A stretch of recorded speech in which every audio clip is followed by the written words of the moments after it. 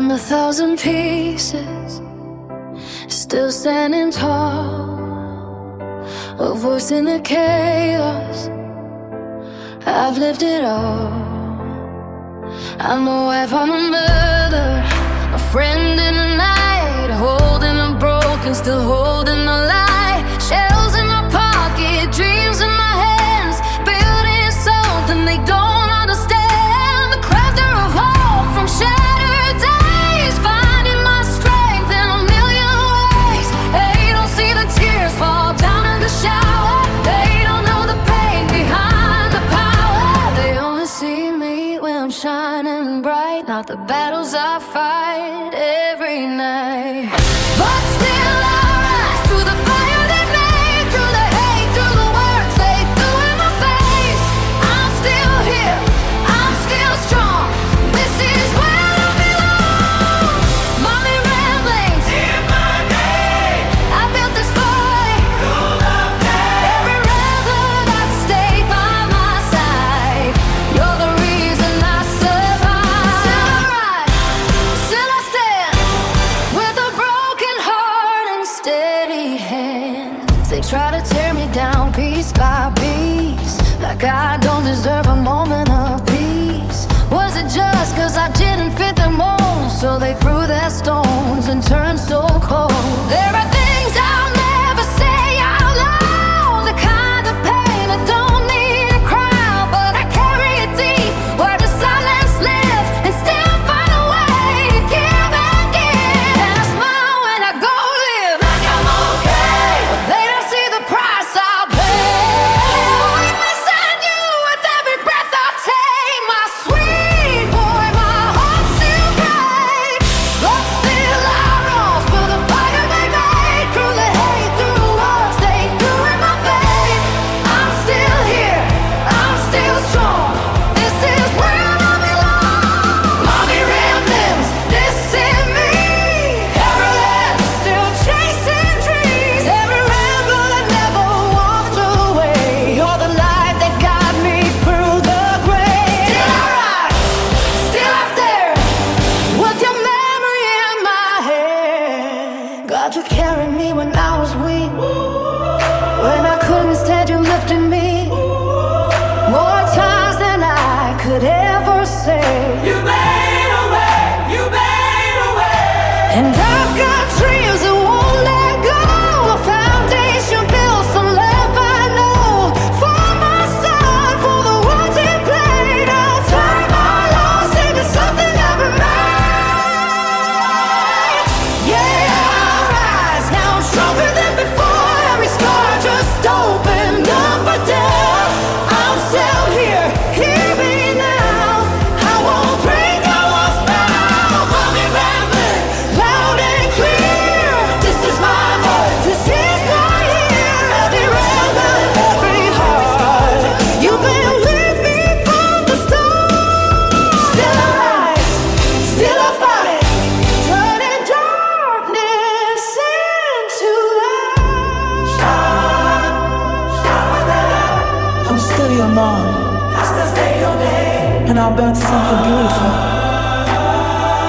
from all this pain.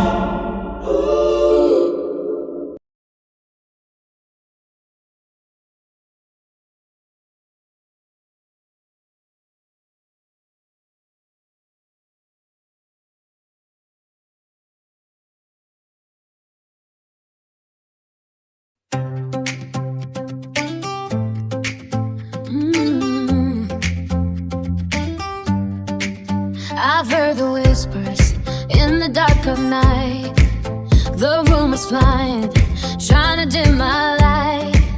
But every word they threw just made me see how strong a heart can be. I won't fade out, I won't run away. This little corner's here to stay. Welcome to Mommy Ramblings. Come on in, pull up a chair, bring your story, bring your friends. We rise together, we don't stand alone. Every voice here finds a home. Through every storm, through every pain, I'll still remember. it's family. Some came broken, some came strong, some just needed somewhere they belong. 1,000 miles, but still we're side by side, right here every night. And every day the circle grows. More hearts, more hope, more souls. Welcome to Mommy Ramblings. Come on in, pull up a chair, bring a story. Bring your friends, we rise together. We don't stand alone. Every voice here finds a home. Through every storm, through every flame, I'll still remember every name. Yeah, this is more than just a stream. It's family. They tried to break me with the lies, but truth is louder when we rise. And every hand that stayed with me built this community. Welcome to Mommy Ramblings. Hear the call, a place where every heart belongs to all. We rise together, we light the way, growing stronger every day.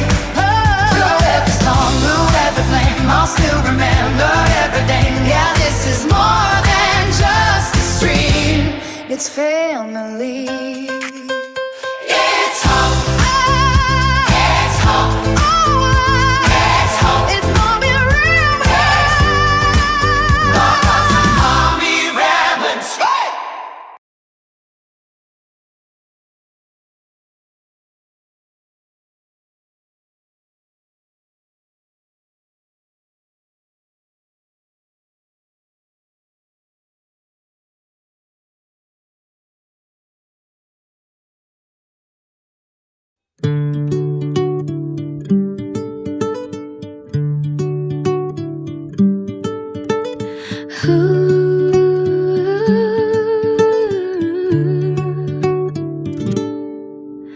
I never thought this journey would look like this, but I am grateful for the ones who stayed. When the world turned loud and cold, when words were thrown and stories told, some walked away, some joined the fight, but you stayed here, you were my light. I didn't always have the strength, some days I barely breathed at length, but you reminded me I'm more than all the battles at my door. And I don't take that love for granted, the way you planted hope in me. When everything felt broken, you helped me finally see. You helped me finally see. You helped me finally see. Because you said I kept going, I kept going. Because you cared, I kept going. And through the darkest nights I knew I could make it thanks to you. This channel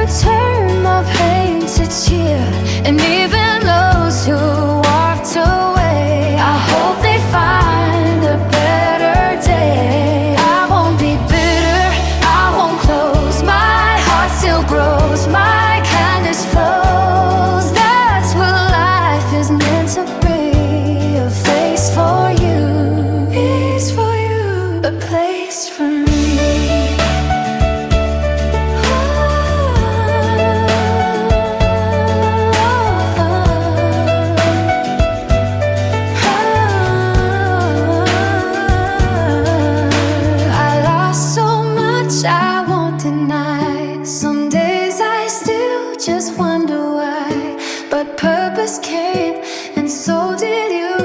And now I know what I can do to build a space where voices rise, where no one hides, where truth survives, where friendship means you show you care, not just when life is easy there.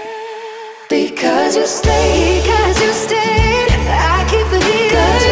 Because you care, I keep achieving. Through every tear, through everything, I still remember every name. This is more than just a stream, it's family, it's our dream. Grateful heart, always say, thank you for staying, because you stayed.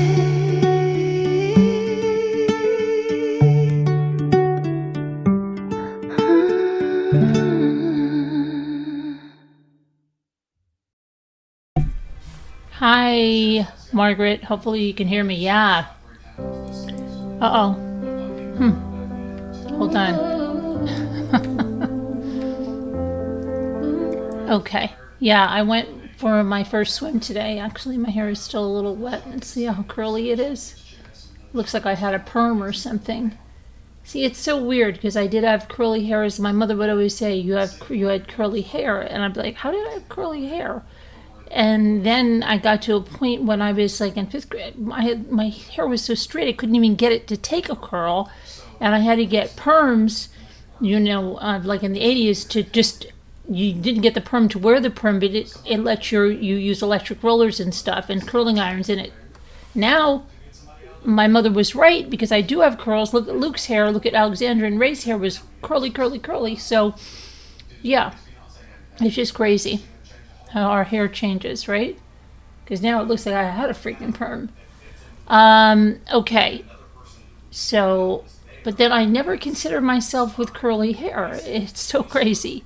All right. Anyway, let me get back to this. I got a lot to go over. Okay. A couple of days ago, let me make sure you can hear me. And you finally, we had a big storm. Okay, listen. I had Scooter in here and a couple other people. And I said, I'm going to go for a swim. It's hot. Ethan was going to go. Luke and Esteban, my quasi-son. So, just as we're going to go do that, a huge storm comes. We even lost a little bit of electricity for a second. Then the sun came out. And I said, okay, let's go. And we went, and the water was perfect. I mean, you didn't even have to, it's not like you had to get used to it or anything. It was perfect. The perfect temperature. Luke tells me it was a little warmer even yesterday, but because of the rain it got a little cooler, but for me it was perfect. And I took a nice swim. It was really, really good. You have curly hair really bad? Yeah, but my hair didn't always, I went through a period with really straight hair. Anyway, hello, Linda. So, yeah, I had a really nice swim, and then we all came home here, and Jimmy had made dinner while we were all swimming. So then we all had dinner. Then I was listening, actually, to the Netflix documentary a little bit. And Esteban's like, what are you listening to? And it was the one, Maternal Instinct. Can you hear me? I think you can if you heard me say curly hair. Let me see. I was listening, actually. Yeah. So, okay. Then, we had watermelon too after swimming. Here's some things that happened. You remember the other night I read to you a little bit from that article that I told you, that Substack, that doctor, I don't know what she's a doctor of, I found out it's Howard University that she's a professor in. Everybody's talking about it now. I spoke about it 2 days ago. Everybody's speaking about it on Twitter now. About this professor and this horrible article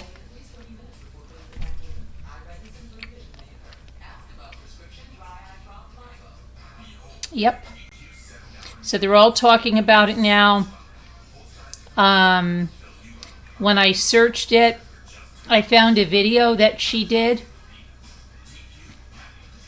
About 4 years or so ago. When they're touting what a award-winning journalist, yada yada yada. Yeah, it's on YouTube. Imagine that. Anyway, so everybody's lighting up Twitter with that. Not Twitter. I don't like name changes. X. And what do you do on X? At least on Twitter you tweeted. On X, what are you Xing? Crazy. So everybody's posting about it. And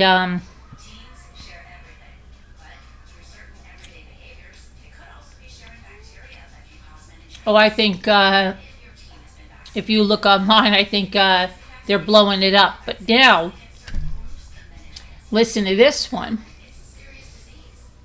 Another one.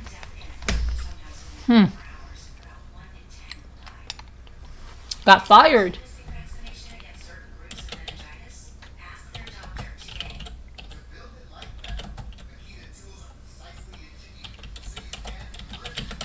After her remarks.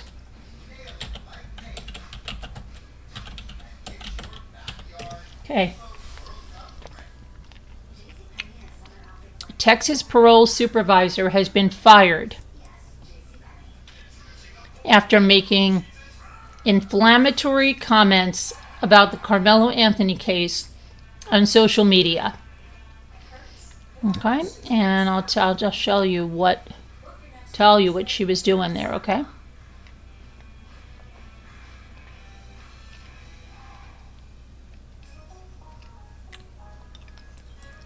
It's really it's crazy that they think that they can get away with this stuff.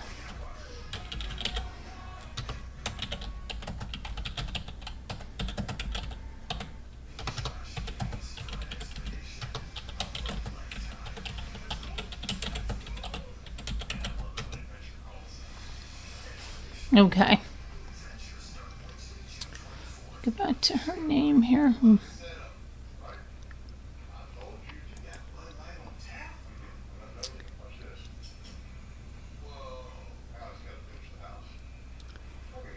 So, her name, let me see here, is, it's Robinson. Let me see. Oh, yeah, Donna Robinson. And she wrote on Facebook that Karmelo Anthony would be protected in prison. And she added that she didn't care about the victim's family's loss. Her page said she was employed by the Department of for more than a decade. And then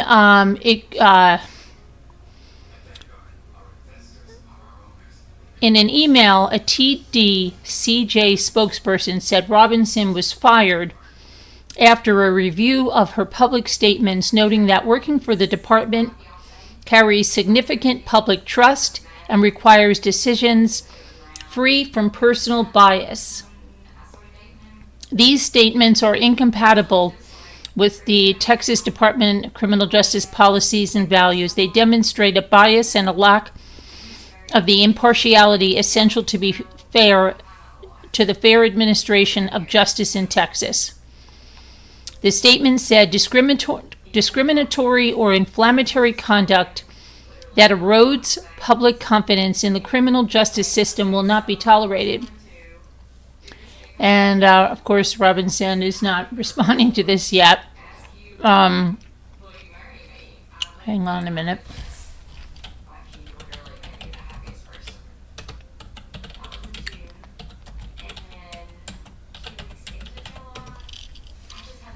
Okay, here's what she said. I'll give you her whole spiel here.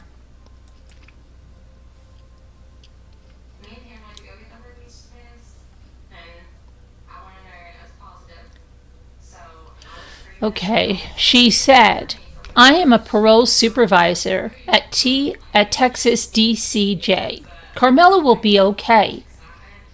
I can almost assure you he will be protected on the inside. I, for one, don't give an F about the family's loss. It's about time these effing bigots feel the pain that they have inflicted on other groups of people since the beginning of time. I'm just glad we didn't have to bury another black child. Let them start burying some of theirs for a change. F them. I said what I said. She's openly celebrating a convicted murderer being protected on the inside while showing pure hatred towards a victim's family and calling for more children to be buried. And there is someone had asked her, I guess, you work there, and that was her comment. You're exactly right. I'm a parole supervisor at TAX DCJ. Karmelo will be okay. Mm-hmm. And the internet went wild, and she was found out. And then the communication said, hello, the Texas Department of Criminal Justice holds all employees to the highest standards of professionalism. TDCJ employment carries significant public trust and requires decisions free from personal bias. Following a review of recent public statements by an individual identifying herself as a TDCJ parole supervisor, her employment has been terminated. These statements are incompatible with TDCJ policy and values. They demonstrate bias and a lack of the impartiality essential to the fair administration of justice in Texas.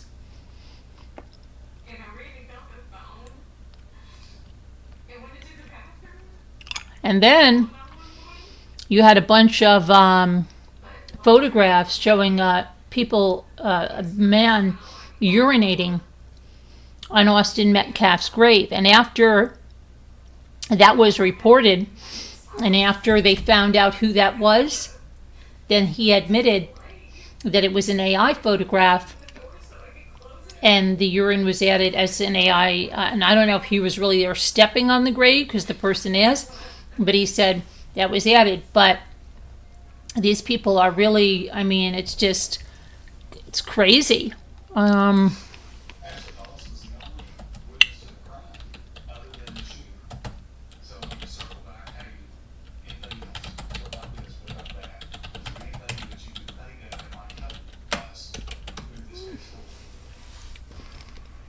Yeah, internet trolls circulated doctored and AI-generated images that appeared to show people urinating on the grave of Austin Metcalf.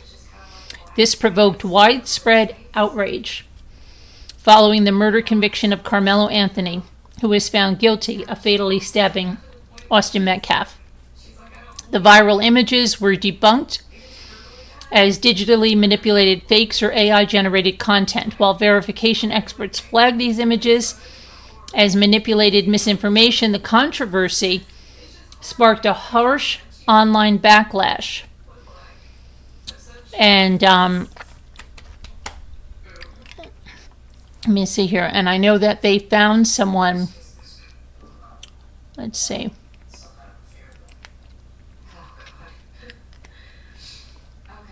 Despicable trolls.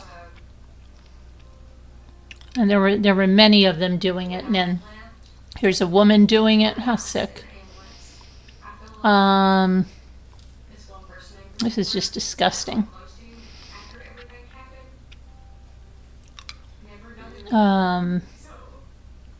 Numerous photos showing the despicable act surfaced on social media, and they were even tagged with Free Karmelo Anthony or Austin Metcalf or even Ephraim, or even more horrible things. Each of the photos showed the individuals standing by what appeared to be 17-year-old Metcalf's grave. It featured photos of him and the caption, "Beloved son, beloved brother and warrior," as a stream of yellow urine flowed onto the tombstone. Let's see.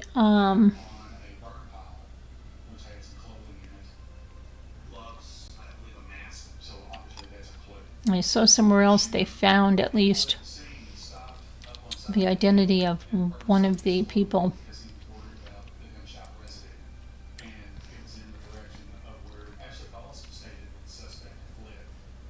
Really sick. Sick.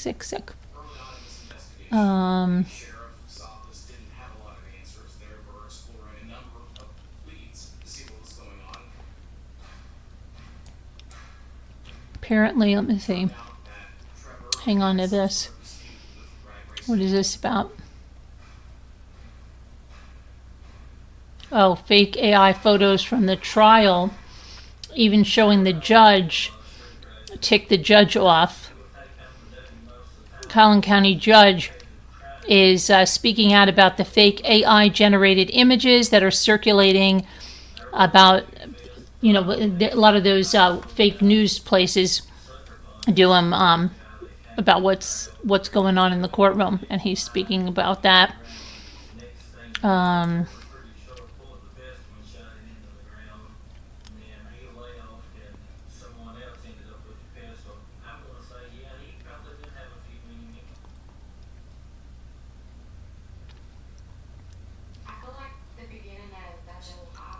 Okay, let's see what else we have here.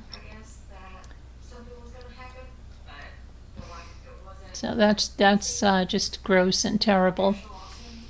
All right, let me go back here to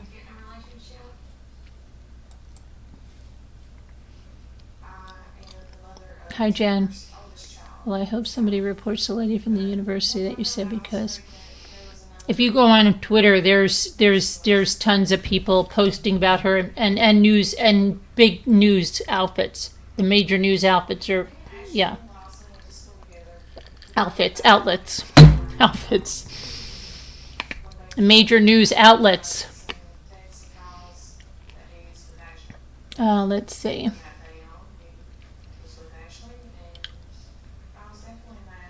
Yeah, they're on her butt. Yeah.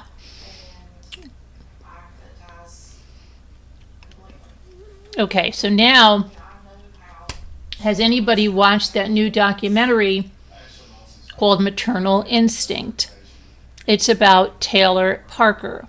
You remember Taylor Parker? In 2020, she cut the baby out of Reagan Simmons in Texas. Remember that? Carolyn's first swim. Did you have a first swim in your pool?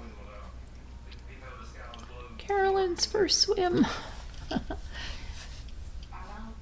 I was thinking today it would be perfect if you could have a lake that was nice and calm and didn't have an undercurrent, didn't have an undertow, one that you could just swim in forever, but that also brought you in shells. That would be great. Okay, so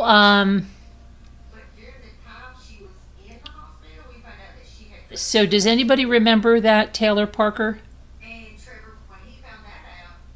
Taylor Parker. Jimmy? I think Jimmy fell asleep with some true crime on in there. He never used to watch true crime. Now he watches all he watches it. Jimmy? You can't hear me. I think he must have fallen asleep with that on loud AF. Okay, so anyway, Maternal Instinct is the name of it, and it just dropped on Netflix, and I happened to see it after I took a swim. Oh, not yet. You need to get another filter. They sent you the wrong ones. Oh boy, and you couldn't just run down to your store and get one? They don't have it at the store?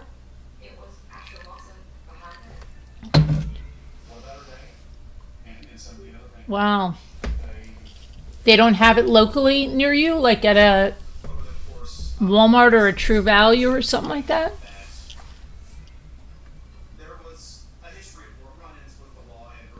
If you need your pool, you need it now.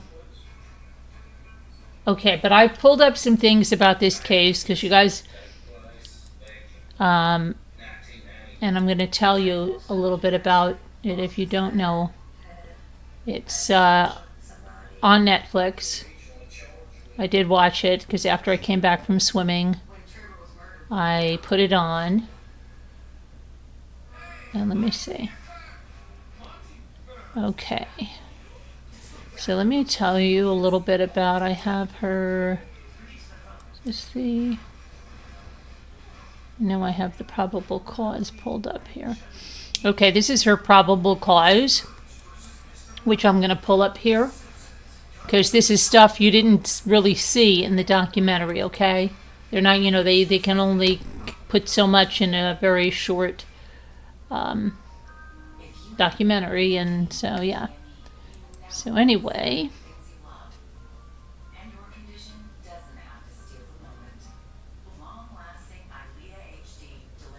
this is, where's the heck is mine?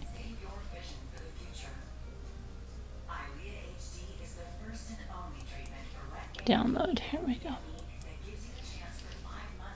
Okay, Taylor Parker.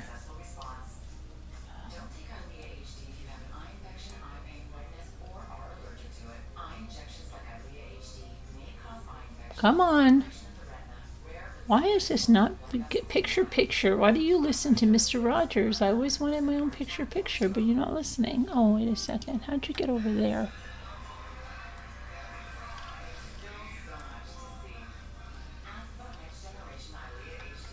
There you go. Okay. So, State of Texas versus Taylor Renee Parker. County of Bowie, Texas. This is probable cause affidavit. Says, in the name and by the authority of the state of Texas, before me, the undersigned authority on this day did appear a Texas Ranger, right, being duly sworn, okay, yada, yada. On October 9th, 2020, at approximately 12:04 p.m., I, Texas Ranger Joshua S. Mason, received a request from New Boston Police Department to assist in a capital murder investigation which occurred at 200 Austin Street, New Boston, Texas. I learned from speaking to New Boston Police Department Chief Gary McCrary that at approximately 10:18 a.m., New Boston Police Department received a 911 call from a woman who was at her daughter's home and found her daughter deceased. Officers were dispatched to the home, and they found out that Jessica Brooks was the caller, and Jessica Brooks was screaming that someone killed her baby. After I watched the New Boston Police Department body camera video footage, I learned officers entered the home and found a white female on the ground in the living room of the house, face down, with a large abundance of what appeared to be blood throughout the house. A large amount of what appeared to be blood located on the floor, the furniture, the walls, appliances, and other items in the home.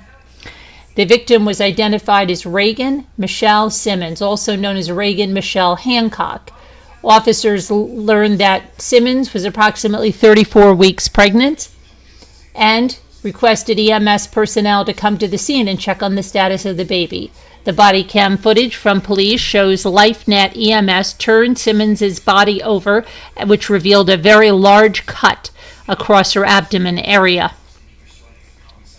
EMS personnel determined that Simmons no longer had a baby in her stomach area. I later spoke to State Trooper Lee Shavers, and Trooper Shavers told me he conducted a traffic stop in DeKalb, Texas, on the morning of 10/9 at approximately 9:37 a.m., and Trooper Shavers told me Taylor Parker was the driver, and she was holding a newborn infant in her lap. Trooper Shavers told me the umbilical cord was connected to the infant, which appeared to be coming out of the female's pants, as if she gave birth to the child. Trooper Shavers told me Parker was performing CPR on the infant, and LifeNet EMS came to the scene and transported Parker and the infant to a hospital in Idabel, Oklahoma. New Boston Police Department Chief Gary McCrary told me he was informed the Idabel hospital staff determined that Parker did not give birth to the child that was in the care of the hospital. Oklahoma State Bureau of Investigation Special Agent Chad Dansby responded to the hospital to investigate. I learned that Special Agent Dansby, during the interview of Parker, she told Special Agent Dansby that she was in a physical altercation with Reagan Simmons and abducted the unborn child. Parker admitted to leaving the residence of the assault after the abduction of the child. As the investigation continued, I interviewed Parker's boyfriend, Wade Griffin, who informed me that Parker told him and others she was pregnant. Griffin explained to me Parker was supposed to go to the hospital in Idabel and pre-register for labor to be induced for her birth of the child on that day, 10/9/2020. Griffin said he was scheduled to meet Parker at the hospital about lunchtime for the birth of their child. Griffin told me they had a gender reveal party in celebration of the upcoming birth of their child. I interviewed Parker, and she told me she was not pregnant and admitted to being in a physical assault with Simmons. Parker used a small scalpel to remove the unborn infant from the body of Simmons and told me the scalpel that she used was left at Reagan Simmons' residence. An autopsy was performed on Reagan Simmons, and a small scalpel was lodged in her neck and was not visible at the crime scene. Parker caused the death of Simmons and abducted the unborn child. Parker did not have consent to leave the home with the child, and due to the inability to provide necessary care to the child, Parker caused the death of the baby. Okay, and that's how they arrested her, right? And then, hang on. Okay, here. Then, throughout the documentary, you hear about all these scams. She had multiple cell phones. She was making fake messages from her mother to her, and she was telling this new boyfriend all these stories. And what had happened, though, is that she had 2 children prior, and she was, she was in her early 20s, and she had a girl and then a boy. And when she had the boy, she had preeclampsia and a very rough time, and the doctors convinced her to tie her tubes. But even with the tubal ligation, right, she got pregnant. And when she got pregnant, it was a tubal pregnancy. So she had to undergo surgery, and while she was under, doctors discovered that she had severe endometriosis and cysts and all kinds of things happening. And they spoke with her husband at the time, and they spoke with her mother, and they made the decision to give her a complete hysterectomy, which, she could never have children again. So when she got together with this new boyfriend, this Wade, and her children were not with her, so that's odd, right? Okay, well, we'll go into that. But he was in the rodeo, and she loved rodeo, and she was hunting pigs and all this stuff. So she was a country girl, they said, and it was this guy, Wade Griffin. And so just so you know that. And then she told him within a month she was pregnant, which she thought, okay, that's weird to go. In a month, you're pregnant? Okay, and we'll go into more of that. But she said that she was also getting a lot of money from her mother, and it was crazy. But she also was saying stuff in jail. She had like these schemes. But okay, there's so much in this thing here. When she went to trial, right, And I can't believe, because I remember she won again. They had something else going on, because I remember her going back again. It was later than 2022. It was something else. But anyway, there were 2 confession letters. And prosecutors say that Taylor Parker fabricated them to frame another inmate for the murder of Reagan Simmons, and her unborn baby. Texas DPS Special Investigator Briscoe Davis testified that the letters contained details about the murders that only the perpetrator could have known, including some of the injuries that Reagan suffered and were only discovered during her autopsy. So, on the stand, Special Agent Briscoe Davis testified the letters reference one of the weapons investigators believe was used to bludgeon Reagan that was not publicly released. Both letters, written from the perspective of the real killer, describe repeatedly striking Reagan in the head with a crowbar. Davis said the injuries revealed in the autopsy are consistent with the claw of a hammer or a crowbar. And neither of those tools were found at the scene or recovered elsewhere. Davis said the letters also contained information accounting for some of the other items, potential evidence that's missing from the scene, and details about Parker's life and travels that only she could have known. Both letters begin similarly, saying, "Take what you think you know, the lies, the assumptions that you've come up with in your minds, from what you've been fed by the Bowie County Sheriff's Office. It's all wrong. I hope you find the answers to your questions in this letter. Consider this my signed death certificate, though. I found peace with that. Though drugs played a major part, I am still responsible for my actions. I have to come clean with my past and this crime. I'm guilty, and maybe that's why it's so easy to come clean, to tell you what really happened." Both letters describe an alternate version similar to the one Parker told inmates and wrote in numerous notes and letters found in her cell. Inmates turned the documents over to investigators. In the alternate scenario, and according to the confession letters, Parker was targeted for her money by gang members who drugged and kidnapped her from the side of the road and took her to Reagan Hancock's house, where she woke up to find Reagan had been severely beaten.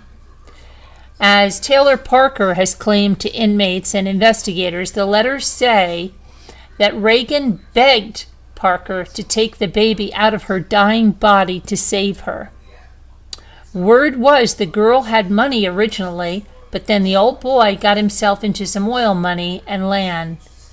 Doughboy, who we were rolling the deal for, caught word in December from a crew member who happened to have an old lady who worked at the same place, overheard a man deliver a check to the B over $1 million.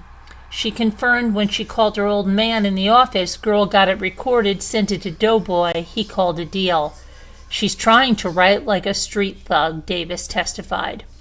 The letters, one 10 pages long and the other 13 pages long, tell the same story, but Davis says the second letter added a few embellishments. They both describe gang members with street names like J-Dog, Doughboy, and Kodiak. One even references a real drive-by involving a gang-affiliated suspects outside Texarkana Chili's. New Year's Eve 2020. Police say that there was a murder for hire plot and part of a larger series of criminal acts by LCB I-30 cartel gang members. Davis says there are some lower-level associates of Crips in the area, but none that law enforcement is aware is going around killing people as a gang initiation. The letters claim that gang members were monitoring and following Parker and her boyfriend Wade Griffin, using surveillance equipment to track them and listen in on their phone calls. One of the calls described in the bogus confessions involved a conversation between Taylor and Reagan the night before the murder. And it says, I have to tell you something. Recalling this supposed call, I have a secret. I don't want you to be with Homer anymore. Homer is Reagan Simmons' partner, husband.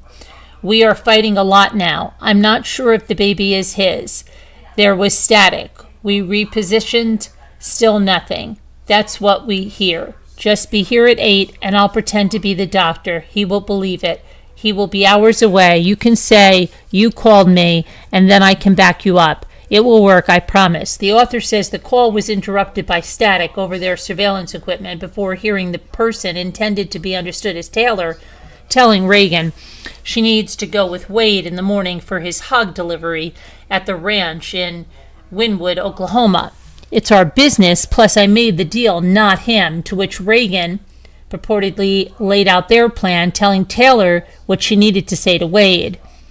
This is perfect for the plan. Then you'll be lie free. I hear the girls say you need to be there at 8 in the morning. I will call around 9 and pretend to be the doctor. Say you lost the baby and you needed someone since he will be gone, hours away. Call me. I'll take you home. Boom, done. The other girl said she really needed to go with him, that they've been banking on this deal, and Wade normally never went alone. Parker's defense attorney, Jeff Harrelson, objected to that statement. Davis said the letters do weave actual events into the story. The writer describes an altered version of an actual phone call between Wade Griffin and Taylor Parker the night before the murder, when he wanted to know where she was. The second letter also describes the gang members watching Wade Griffin pulling out of Sims' driveway with a trailer full of squealing hogs on the morning of the murder. They also describe a scenario where the real killer looked on as Reagan supposedly begged a shaken and devastated Taylor Parker to take the baby, ultimately grabbing the scalpel to finish cutting herself open when Parker hesitated. The letters also suggest that Reagan's 3-year-old daughter saw it all. The author describes the terrified little girl entering the living room during the brutal assault as Reagan screamed for Taylor. Then, as I was getting ready to swing again, I heard a small voice register with the mom in me when it said, "Mommy." I hit her again. As she hollered, "Run, baby, go call Daddy. Tell him Mommy and Aunt Taylor are in trouble." I could see the tears and terror on that baby's face as I kept hitting her. And then, as I stepped toward the baby, she turned and ran.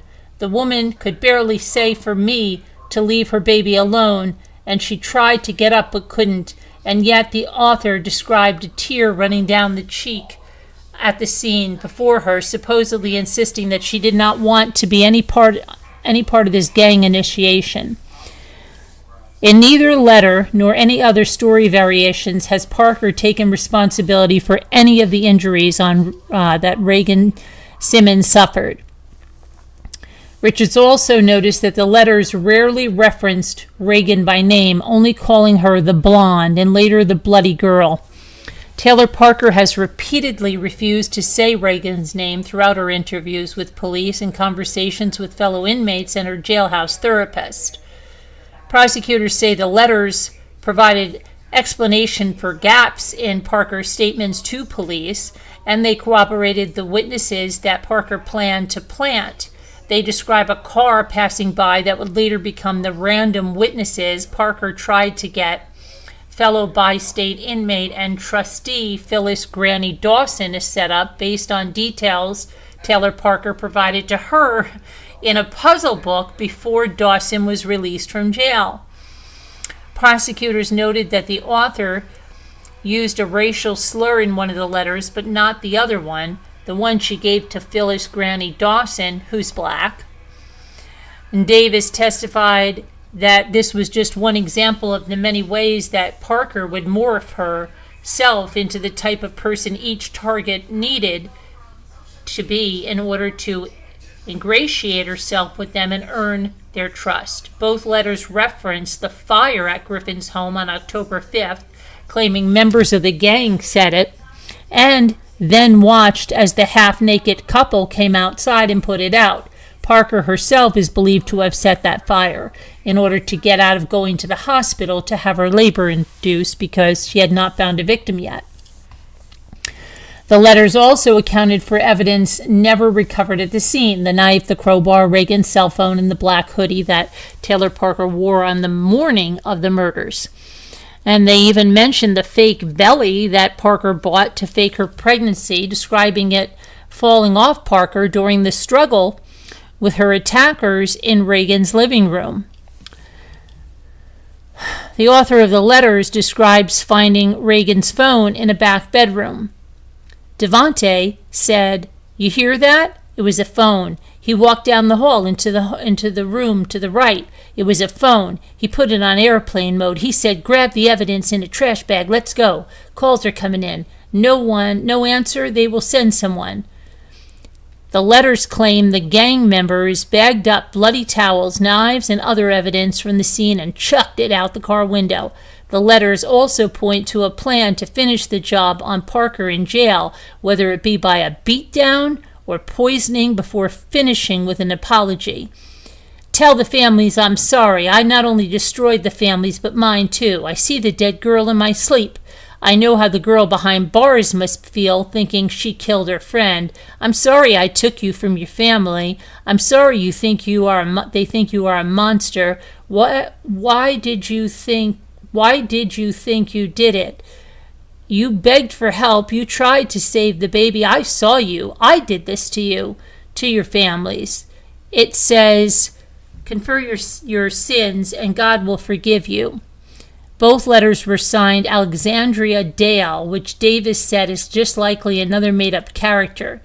Davis testified that an 8-page letter to Lana Addison fills in the gaps of the confession letters from Taylor's point of view.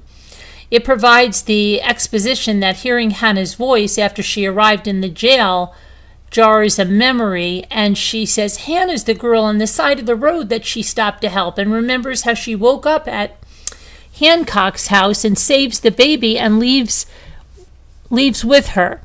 Davis said that the level of sophistication it would take to pull off this jail plot is amazingly complex, especially considering the indications that she started plotting it all out before the murder. "There might be things that we don't even know about," Richards asked Davis. "There are definitely things that we don't know about this plot. As for inmate prosecutors say, Parker was trying to frame Davis, described as Hannah Hoolander, as a troubled lady with a bad meth addiction and suicidal tendencies. Hoolander was arrested and booked into bi-state on January 4th, 2021, and immediately placed on suicide watch. She was housed next to Parker in a segregated pod. When the first confession letter was written before Hollander arrived at the jail and did not mention her specifically, the second confession letter, dated January 14, 2021, was 3 pages longer. In it, she claimed a gang drugged her, abducted her from the side of the road, and took her to Reagan Hancock's house. And in this alternate version of how the murders happened, Taylor Parker claimed to multiple inmates that she woke up to find Reagan beaten severely, and Reagan begged her to take the baby out of her dying body to save her. This is not in the documentary. On Monday, the fellow inmate Kaylee Bromsley testified that Taylor Parker forged a suicide note and asked her to plant it in the cell she shared with Hoolander, find it, and turn it over to the jail staff. Prosecutors have since revealed that law enforcement has been unable to locate Hollander since her release in May of 2022. Prosecutors spent the morning establishing where the letters came from and how they were recovered before introducing them into evidence, which they did. Earlier in the morning, prosecutors brought new Boston Police Detective Rusty Hill to the stand. Now, Hill searched Taylor Parker's cell in October of 2021, a year after this happened, right?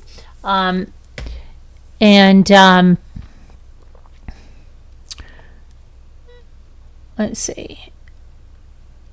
And the alleged plot to frame the fellow inmates came to light and prompted an investigation. Hill was looking for handwriting samples to be examined by forensics investigators and compared to the confession letters. Prosecutors showed the jury a number of notes and handwritten documents in Hill's search of Parker's cell, and they included letters to her family, notes showing Parker flirting with other inmates, plans for a cattleman's gala, and business plans to run a farm and a restaurant. They also included what prosecutors called a cheat sheet with bullet points on details from Parker's roadside gang kidnapping and framing version of the story.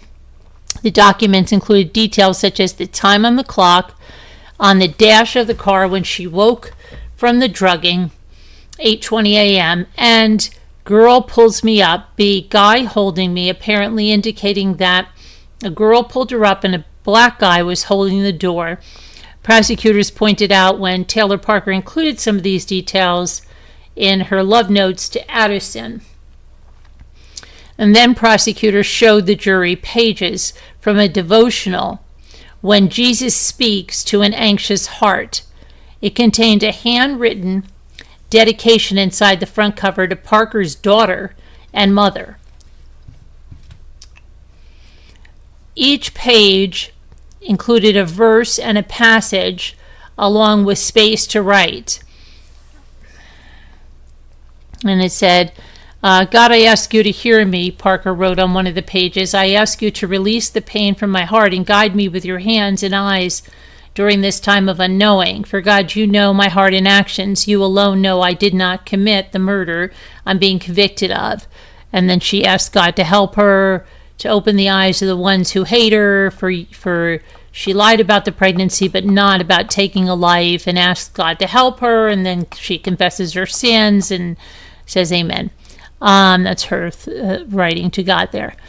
Let's see.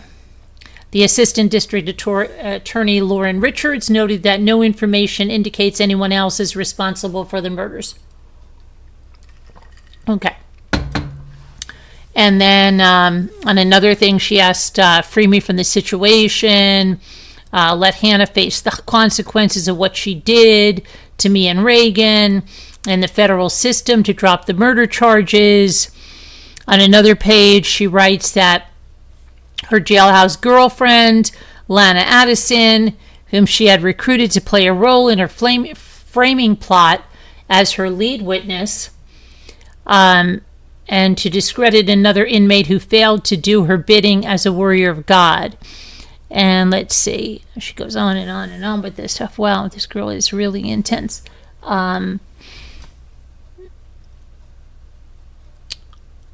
The letters are shown in court. They included handwriting that some sections were obviously written at different times in different inks and in sometimes sloppy print, as opposed to Parker's standard and relatively neat cursive script.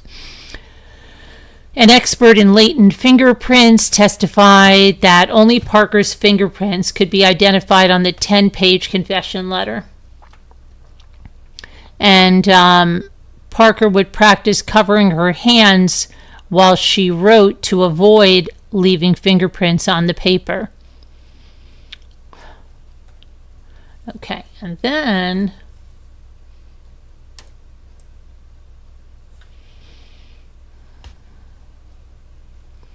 she was also continuing her schemes in jail. Let's see here. Since her arrival at jail, she has repeatedly and continuously engaged in criminal behavior and violations of jail policy, and she has continued her fraudulent pattern of lying and misrepresenting most all aspects of her medical history and her medical status. Let's see.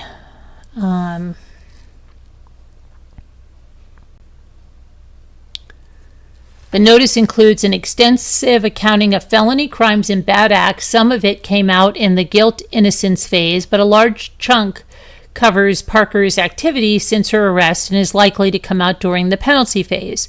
In addition to welfare and benefits fraud going back to December 2010 and continuing until her arrest, prosecutors plan to introduce evidence of Parker's crimes, misdeeds, and malingering since she's been in custody. On October 4th, 2020, they say she had been so disruptive and difficult that the jail had to change its policies and procedures. The defendant has been incarcerated at the Bowie County Jail and has continuously and repeatedly caused chaos and confusion and has disrupted jail operations by fabricating grievances, medical conditions, and issues with other inmates and correctional officers. That includes filing unfounded complaints against jail staff and threatening lawsuits against them as individuals over alleged mistreatment and discrimination, as well as comments that prosecutors say could be taken as threats of physical harm. According to the court documents, Taylor Parker has also continued to show no remorse while behind bars.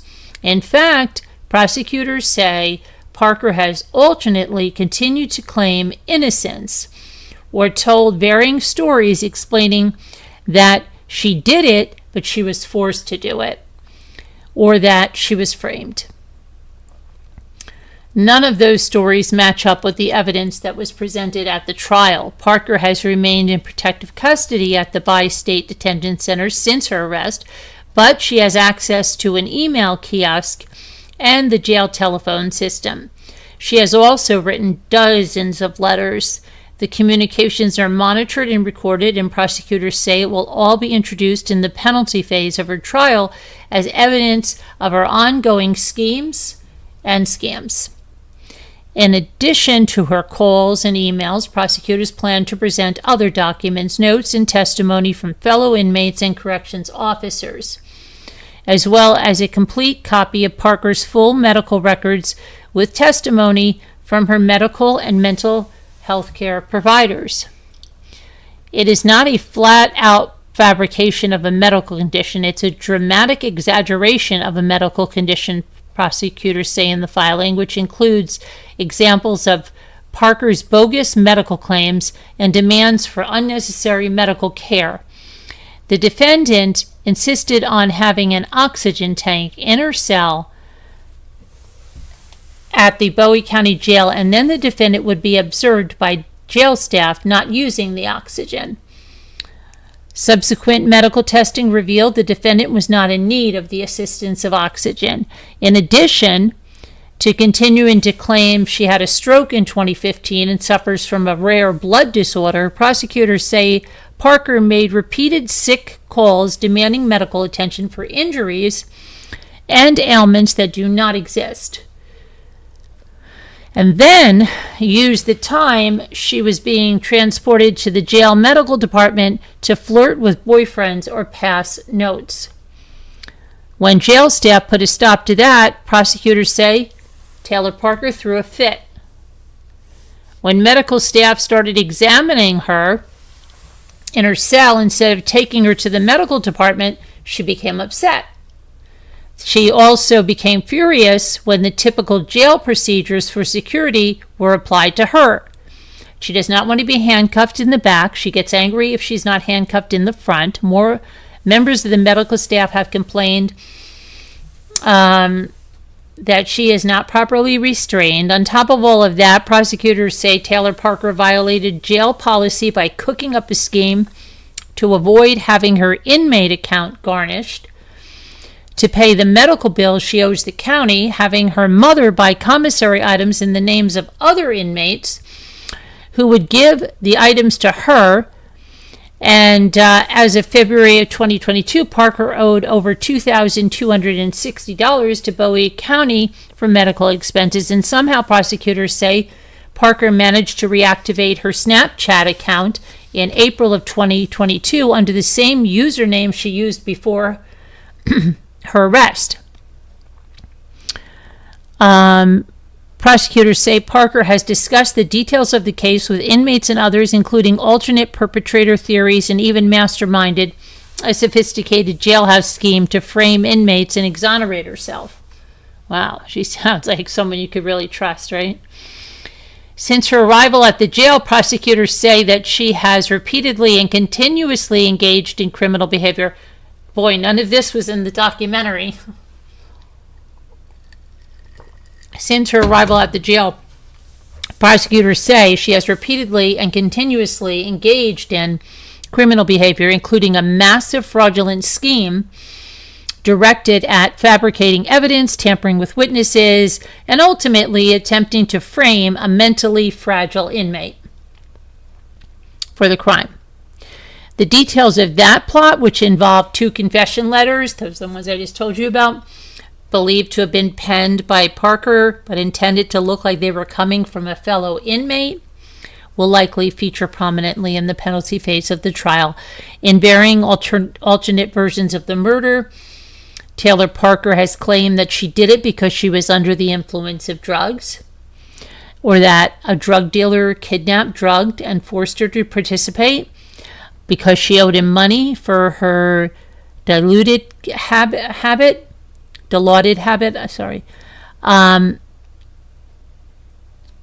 In another version, Parker told her jailhouse girlfriend that she was targeted for drugging and kidnapping because she was known to have large sums of money, and that Reagan Simmons paid the price. My money lie got my friend killed, and no matter what, I'll wear that scar on my heart forever, she told a girlfriend. I don't want to be a hero because I wasn't that day. Reagan refused to show those SOBs any weakness, she wrote. As I pleaded, cried, screamed, she told me to say nothing. I will never unsee the worst day of my life. Absolutely none of this is true, Chris said in the court document, except for the defendant tells wild lies about being wealthy when she is not. Other versions blame her ex-boyfriend, Wade Griffin, the victim's husband, Homer, that's Reagan's husband, and Reagan herself for calling out her fake pregnancy and refusing to call Wade to pose as Parker's nurse to tell him she had lost the baby. Parker also wrote quite a few jailhouse love letters that have repeatedly and continuously maintained multiple romantic relationships with other inmates, but within the jail and incarcerated at both within that jail and incarcerated at other facilities. But she's a busy one, huh? She has also repeatedly enlisted the help of her family and her friends to contact and communicate with potential romantic interests on the outside. Prosecutors plan to present those communications to the jury, some of which are explicit. Others appear to include attempts to find a sugar daddy to send money to her in jail, as well as more claims of innocence, abuse at the hands of her exes, and dreams of building a home and a family based on God. Please, I have said this before, I'm so understanding, just don't lie to me, she told her jailhouse boyfriend, who had been transferred. I would never play someone's emotions. Games are not for me. Oh boy. Okay, this still goes on and on with her. Prosecutors say that Taylor Parker complained to her parents in phone calls about emails about her ripped and holey jail clothes, asking for money to replace them. But photos of inmates when they used the jail's email kiosk show that Parker had intentionally modified them to make them more revealing and provocative. Parker also claimed to have a Netflix deal for a documentary and a contract for a tell-all biography. I want my innocent side to come out. I am wrongly accused, she wrote in a jailhouse letter. She also told the jailhouse girlfriend she wanted to give interviews and tell her story so that she would get some money. Sounds like that nanny, Megalize. Juliana Megalize. As for her claim that Netflix wanted to come film at the jail, Bowie County Sheriff's Office said it has received no such requests. According to the court filings, Parker is an avid reader of murder mysteries, and her family sends her lots of them. They say she maintains an extensive collection of books in her cell.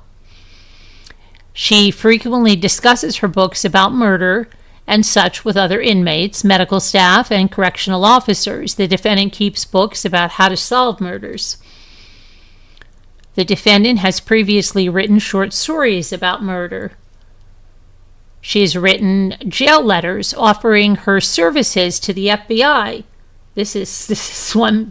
None of this is in the documentary. Offering her services to the FBI to assist them in solving murders, and reads books about murder in the jail. I love to read, but my true joy is writing. I love every part of putting together a story. She wrote to one of her jailhouse boyfriends after he was transferred to another facility. Prosecutors noted that in the court filings, Parker routinely wears makeup in the jail and to the medical department, as well as to attorney visits and court appearances. But more disturbing to the victims' loved ones is Parker's seemingly irrational references to a symbol that they have come to associate with Reagan Hancock's memory. Since she was arrested during the COVID pandemic, prosecutors say that Parker wore a face mask to pretrial hearings with sunflowers on it. The defendant will wear the mask even on occasions when no one else in the courtroom is wearing a mask. The sunflower was Reagan Hancock's favorite flower, and members of the courtroom gallery are frequently wearing sunflower jewelry, clothing, etc. in remembrance of Reagan and her, the infant that was ripped from her and later died, Braxlyn Hancock. The defendant has repeatedly and continuously worn masks with sunflowers on it in front of Reagan's widower, Homer Hancock, and in front of Reagan's mother, Jessica Brooks.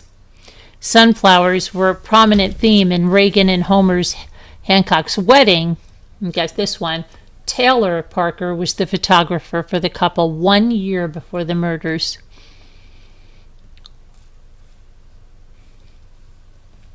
Okay, now let me see if you're still with me on all this. I don't even know if any of you even know about Taylor Parker. Do any of you know Taylor Parker? Hi. Hi, Ariel Friedman. How are you? How's it going, Ariel? How you doing? Do you know the Taylor Parker case?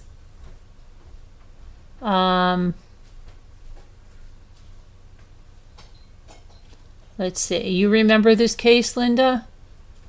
Okay. You got good things on sale. That's good.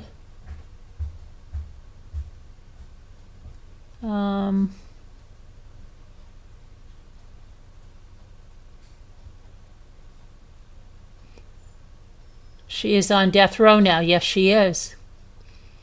Yes, she is. Okay, so let me go on. There's some more.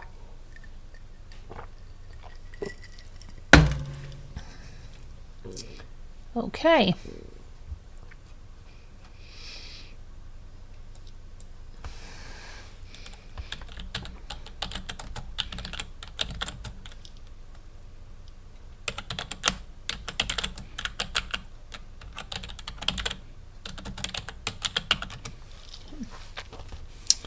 All right, so let's hear. Of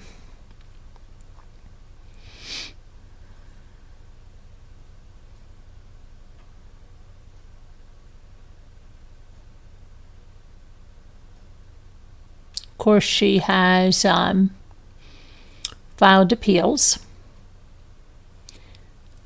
She's had extraneous offenses, bad acts, and other wrongs.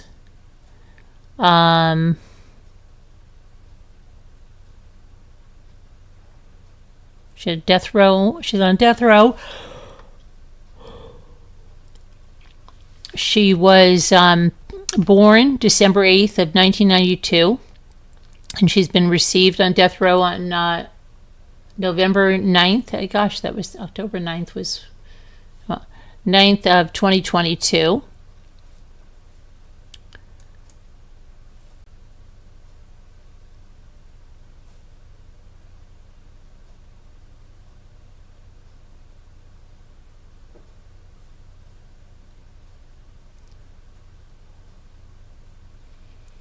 Okay, let's see here.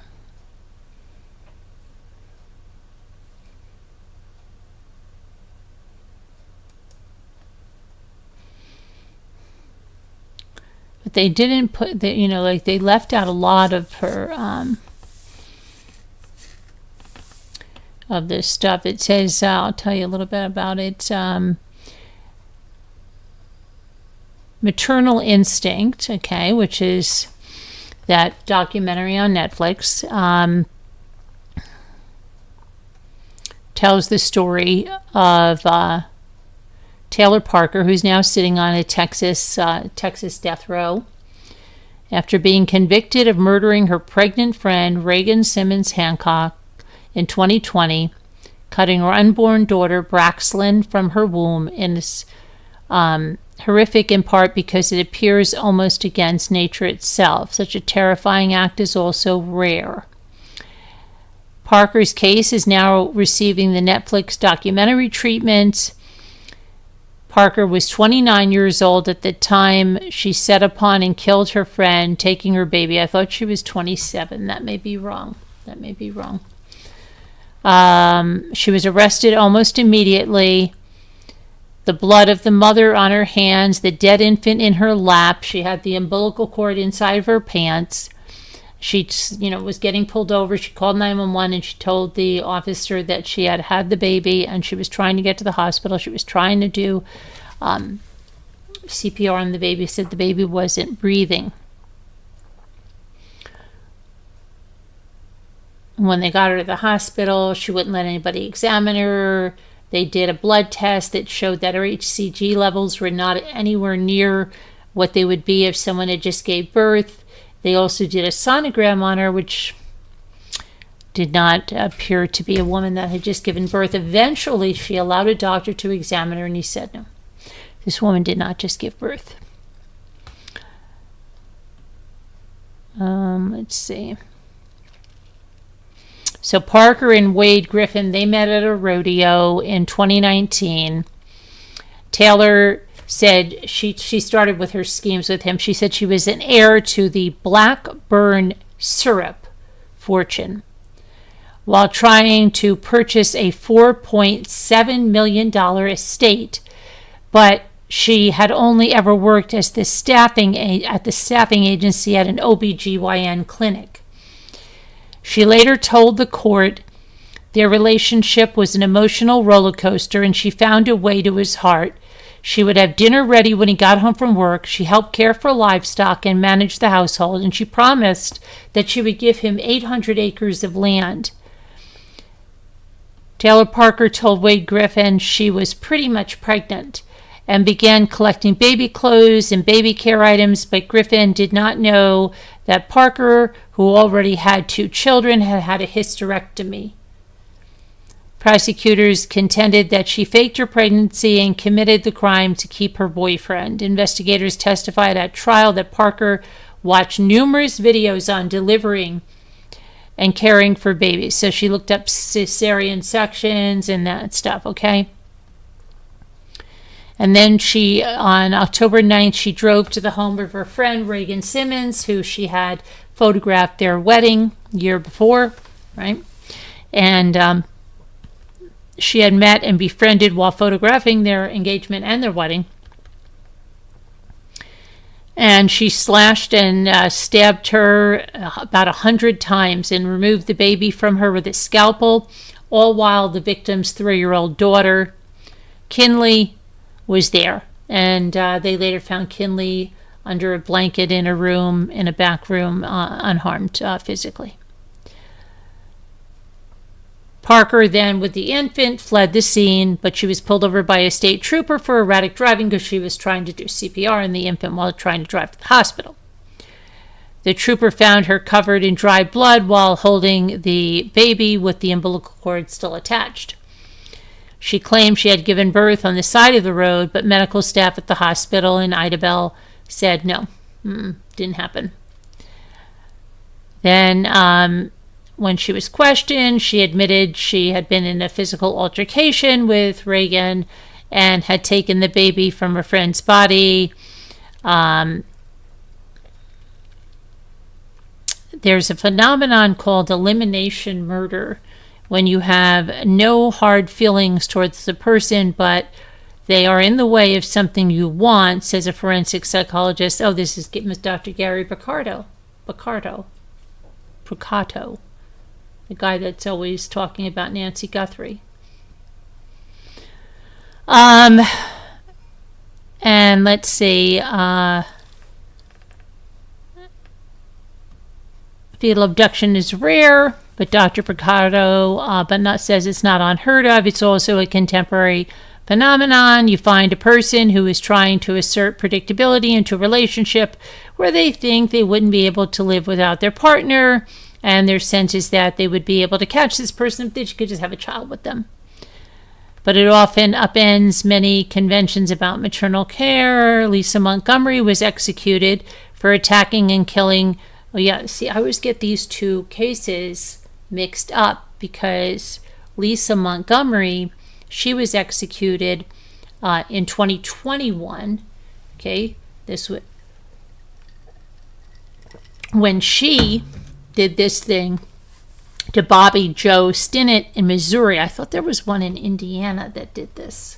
It's like I always remember the mother saying that, and stealing her unborn baby, but that baby survived, and Lisa Montgomery became the first female prisoner to be executed by the U.S. government since 1953. She was executed in 2021. We went over that. She was known to have endured an extremely abusive upbringing. She was diagnosed with severe mental illness. This is Lisa Montgomery. And women who commit such crimes are likely to have been victimized themselves. And there are important factors that make death sentences inappropriate. Now, Parker is on death row as well. Parker's attorneys argued that the baby was born dead, so could not have in fact have been the victim of kidnapping. Let's see here. Texas appeals judges determined that based on testimony from a flight paramedic and a doctor, a rational juror would find beyond a reasonable doubt that Braxlin was born alive at the time. But Parker is the only witness to know for sure whether Braxlin was alive. Okay.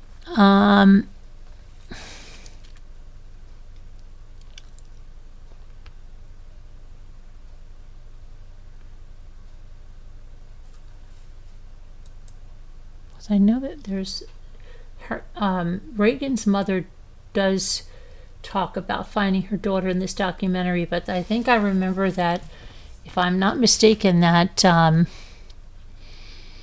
the woman that murdered the other girl, I think her mother discovered her as well too.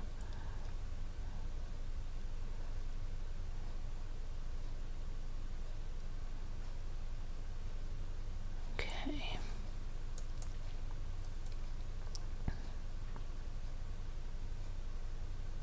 But I remember Taylor Parker was in court recently for something. It was not 2022 that I'm remembering, unless they had a replay of something.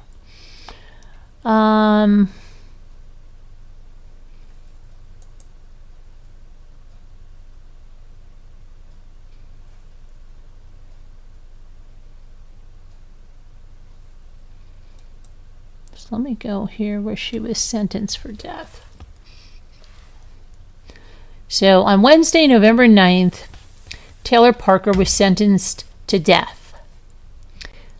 Parker was convicted of killing Reagan Hancock, removing her unborn child Braxlin, and sentencing began on October 12th, and it ran for 25 days. Over that time, the jury heard testimony from 142 witnesses. We are just glad justice has been served, not only for our family, our friends, the prosecution team, our community, said Jessica Brooks, Reagan Hancock's mother. During closing arguments, the district attorney said they believe Parker is not going to change and will disregard any individual but herself. They mentioned that this is the most heinous case the county has seen. After 2 years, Emily Simmons, who's Reagan's sister, and she does appear in the documentary, got the chance to address Parker. She said, "I'm overwhelmed with happiness it's over, because she's been such a burden in our life for so long, and I haven't been able to think about my sister without thinking about her." The defense argued that Parker's family failed to address her traumatic issues. They asked why there was no intervention, not to place blame, but to give jurors a total picture. The most surprising moment was when a photo was shown of Reagan Hancock's body at the crime scene. Prosecution said they want to remember her as a mother who died fighting for her baby. Earlier in the trial, Hancock's fingernails were found in the placenta.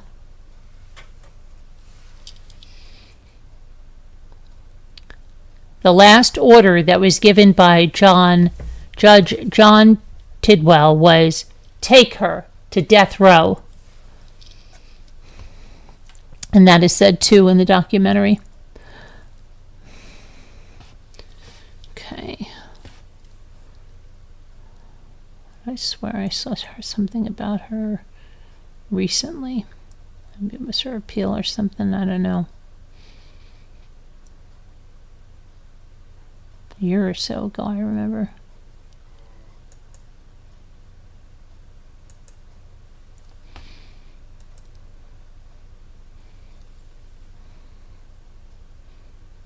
Okay.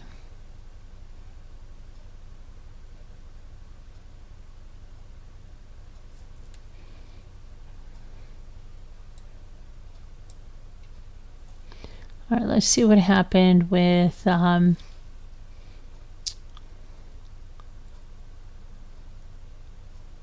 prosecution looking into Taylor Parker's life before 2020.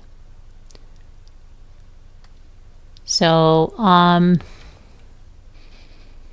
there was an ultrasound. This is in the documentary when she had an ultrasound that it didn't have the proper date on it. It said 2016 on it.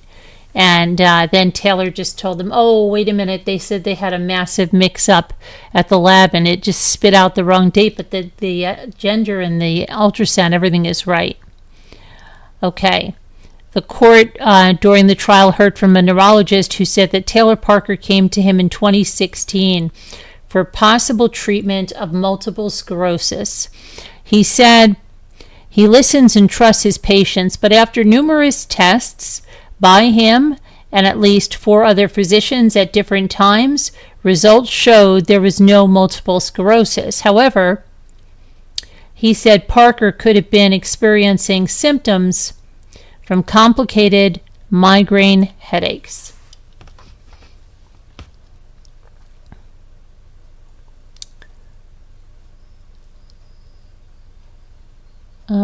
Parker's ex-husband, Tommy Wakasey, told the court that she would fake her illnesses. He said when she knew she was being watched, she would walk with a limp. He said when she didn't think he was looking, she would walk naturally. Following her 2017 divorce, the court ordered Parker to pay child support to Wakasey. The morning Wakasey's current wife, Amy, said Parker never paid child support or lived up to parental visitation rights for the child. Earlier in the trial, the prosecution said Parker owed more than $8,000 in back child support.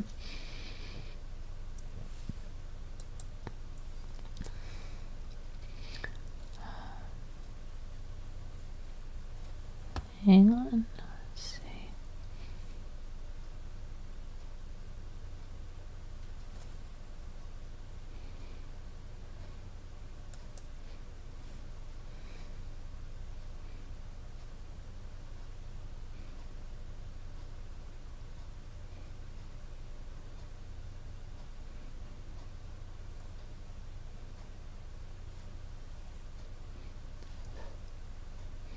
There was something else I wanted to say about I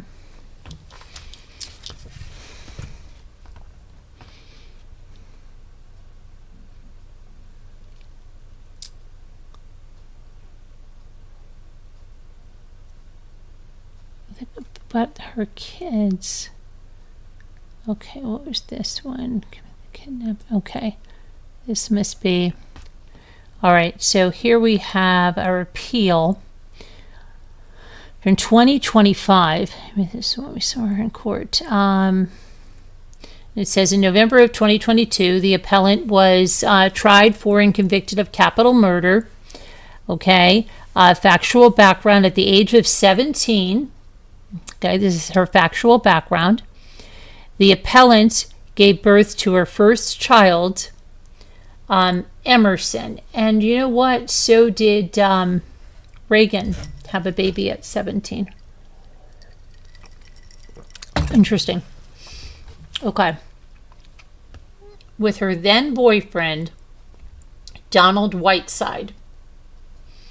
The couple eventually split, and the appellant began dating and later married another man, Tommy Wakasey. At the age of 21, the appellant gave birth to her second child, a son named Trey, with Wakasey. She had to be induced because of a condition called preeclampsia, a pregnancy condition characterized by elevated blood pressure and protein in the urine. And due to the complications, appellant decided to undergo a tubal ligation to prevent a future pregnancy. A tubal ligation can, in some circumstances, be reversed. The tubal ligation eventually failed. 2 years after giving birth to Trey, appellant had an ectopic pregnancy. An ectopic pregnancy is a pregnancy where the egg implants in a fallopian tube instead of in the uterus. During an exploratory surgery to resolve the ectopic pregnancy, doctors discovered that the appellant, this is of course Taylor Parker is the appellant, had complex cysts and scarring from endometriosis. Endometriosis is a condition where the lining of the uterus grows outside of the uterus. With appellant under anesthesia, Wakasey authorized doctors to perform a hysterectomy. Doctors removed the appellant's uterus, cervix, and one of her ovaries. When the appellant woke up after surgery, she flew off the handle and asked why Wakasey didn't wake her up so she could make that decision. Appellant and Wakasey divorced in 2017. Soon after, the appellant began dating Hunter Parker. The couple married in 2018. During her relationship with Parker, appellant asked multiple friends to serve as surrogates because she wanted to have more children, but she could not because of the hysterectomy. The appellant and Parker divorced in 2019. Okay, so she's been through, let's just think, 3 marriages, 3 divorces. Did she marry the first guy? I don't know, but it's 2019. They said she was 2 years later, right? 23. So she's 25 at this point. Okay. Appellant then began dating Wade Griffin. Several witnesses, this is 2019, at trial testified the appellant was obsessed with him and would be ecstatic around him, even though you could tell he didn't feel that way about her. The state introduced evidence of several instances where Taylor Parker went to great lengths to keep Wade Griffin in the relationship. Taylor Parker told Griffin she was pregnant in January of 2020. In the following months, Taylor Parker purchased a silicone moon belly online, as well as customized ultrasound, prepared a nursery in Wade Griffin's home, and had a maternal photo shoot. And she held a gender reveal party and chose a name for the baby. Appellant's original due date was in late September of 2020. And it passed without her giving birth. She told Wade Griffin that she would be introduced or have a C-section at Titus Regional Medical Center in Mount Pleasant, Texas on October 5th, 2020. On the morning of October 5th, Wade Griffin's house caught on fire. He was able to put out the fire with a water hose, and later that morning, the medical center received a bomb threat. This is all in the documentary, and had to evacuate. Taylor Parker blamed both of these events on her mother, Shanna Pryor. Taylor Parker then told Wade Griffin that in order to avoid her mother, she decided to travel to Idabel, Oklahoma to give birth at the McCurtain Memorial Hospital. And on the morning of October 9th, she sent Wade Griffin off to drop Huggs off in Wynwood, Oklahoma, and then, meet her at the hospital in Idabel. Instead of traveling to Idabel, she went to the home of Reagan Simmons Hancock, whom she knew was pregnant, and arrived around 7:30 a.m. What followed was characterized by the state as a slaughtered woman in her home, a missing baby, a fetal abduction. The crime scene technician Mark Sullivan testified that Reagan Simmons was attacked in several places around the house with multiple strikes in each location. And she continued standing and walking while bleeding. The assault continued while Reagan was on the floor. The medical examiner, Dr. Melinda Flores, testified that Reagan Simmons had 113 sharp force injuries, 15 stab wounds, and 98 incised wounds. 2 wounds perforated Reagan's jugular vein. Several went all the way to the bone. Reagan also suffered 39 blunt force injuries, primarily to her face and head, as well as a broken nose and 5 skull fractures. Dr. Flores testified that the injuries to Reagan's head indicated that she may have been hit in the head by a hammer. Dr. Flores also testified that there was evidence of possible strangulation. Reagan lost so much blood in the attack that some of her wounds didn't even bleed due to the low blood pressure. After murdering Reagan, Taylor Parker performed a crude C-section to remove Reagan's unborn child, Braxlin. Taylor Parker cut a large incised wound growing around Reagan's lower abdomen with her uterus coming through it. The uterus was also opened. Taylor Parker also removed the placenta and the umbilical cord.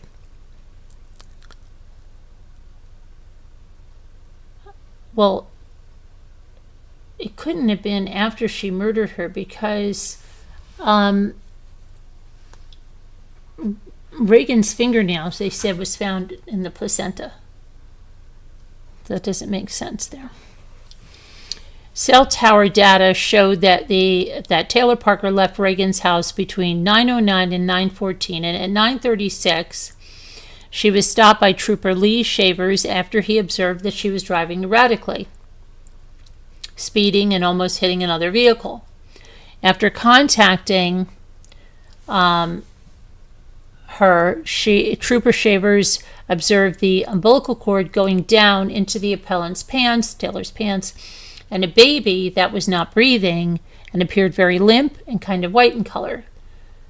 2 ambulances transported Taylor Parker and Braxland to McCurtain Memorial Hospital, and then she was arrested at the hospital, and Braxland was later pronounced dead. Taylor Parker was charged with capital murder, and the state's theory at trial was that Taylor Parker intentionally caused the death of Reagan, Simmons, Hancock, and Taylor Parker was then and there in the course of committing or attempting to commit the offense of kidnapping Braxland. The jury found that Taylor Parker guilty of capital murder and alleged in the indictment and answered the punishment phase special issues in favor of the death penalty. In her first point of error, Taylor Parker argues that the evidence is insufficient to support that the aggravating factor, kidnapping or attempted kidnapping, occurred. Taylor does not contest the evidence is sufficient to show that she committed the murder of Reagan. Appellant only contends that the state failed to prove that Braxland was born alive. For purposes of kidnapping or attempted kidnapping, Taylor Parker asked the court reform the judgment of conviction from capital murder to first-degree murder. We overrule the appellant's first point of error. Okay, so that didn't work. They said the sufficiency of the evidence is measured against the hypothetically correct jury charge defined by the statutory elements as modified by the charging instrument. Okay, let's see. So a person commits the offense of criminal attempt if states evidence to show that Braxland was born alive during the kidnapping or attempted kidnapping. We reject the argument for two reasons. First, when viewing the evidence in the light most favorable to the verdict, a rational juror could find beyond a reasonable doubt that Braxland was born alive at the time she was kidnapped. Second, there was sufficient circumstantial evidence for a rational juror to conclude beyond a reasonable doubt that Taylor Parker had taken a step that amounted to more than mere preparation towards kidnapping Braxland.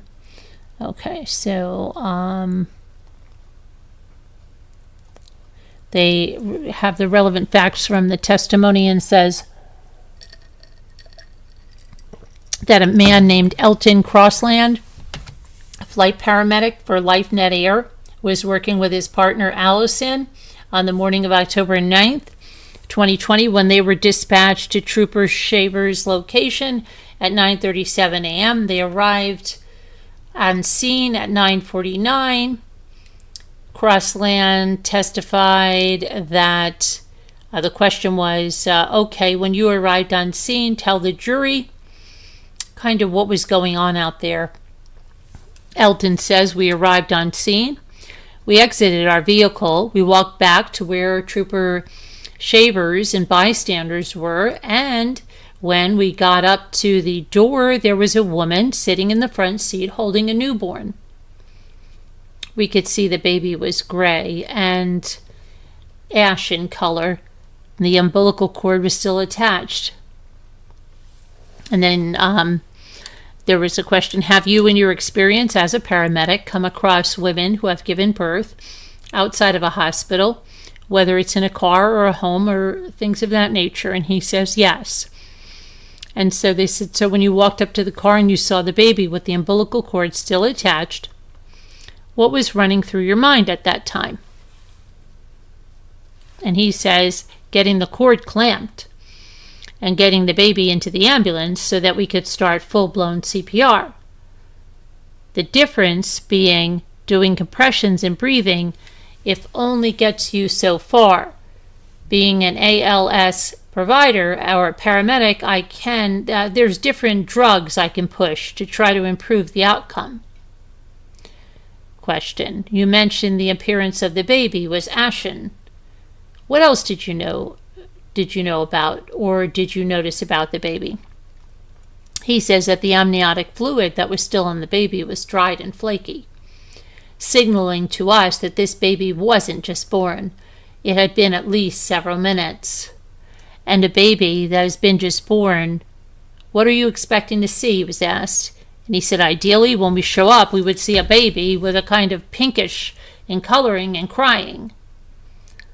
And the woman holding the baby, was she still there, sitting in the car? Yes, he says. Question, when you got there, okay, and she was identified to you as Taylor Parker? Yes, he says. What was she doing when you got to the scene and when you walked up to the car and saw the baby? And he says, when I walked up to the car, she seemed pretty calm. And she was, to us, she was very adamant that if we took the baby, it had to go to Idabel. She seemed fairly calm. The question next is, and when you asked her about how she had the baby or more circumstances, what did she tell you? He says that she was driving down the road and felt her water break. And then the baby just came out. And when you heard her say that, what was your impression? The baby was born in the car that she was sitting in?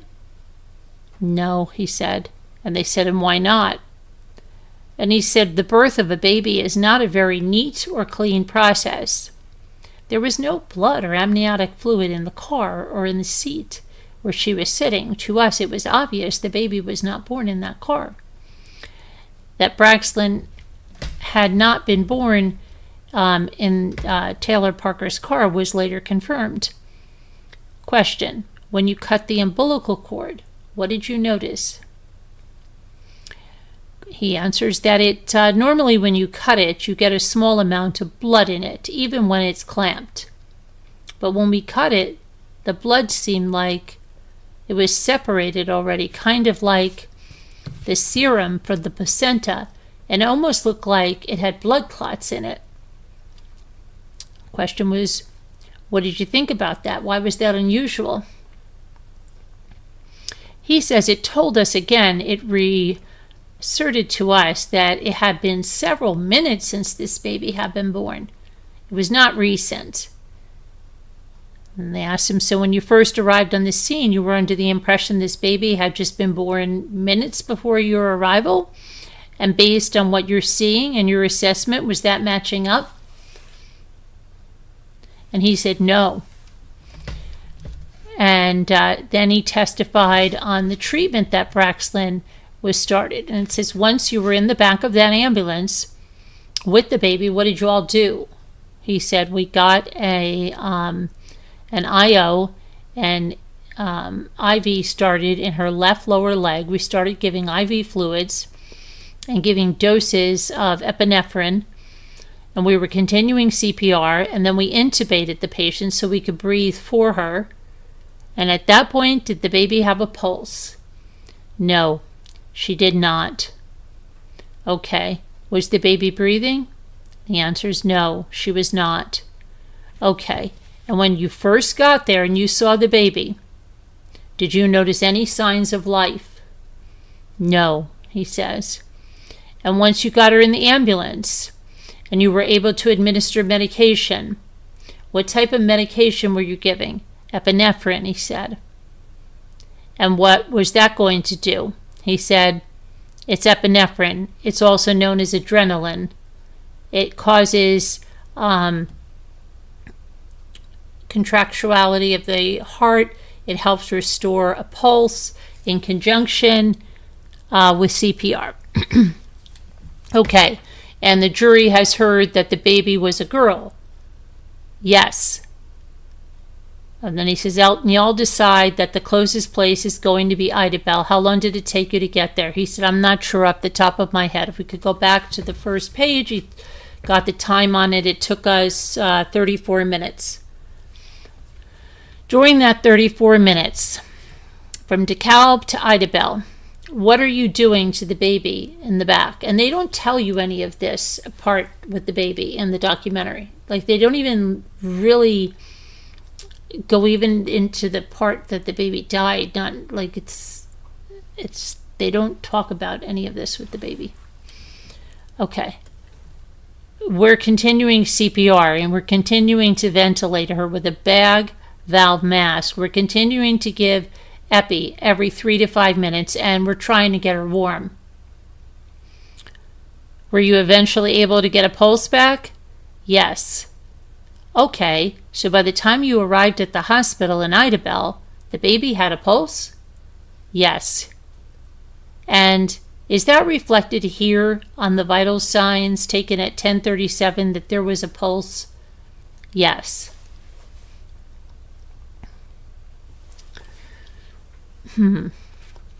When you arrived at the Idabel hospital, what happened there at the hospital? One of the OB nurses met us outside. I guess there was some miscommunication. I think they thought we were coming in with just a baby that had been delivered. We came out of the back of the truck. The heart rate was less than 60, so we were still doing chest compressions, and she was still not breathing.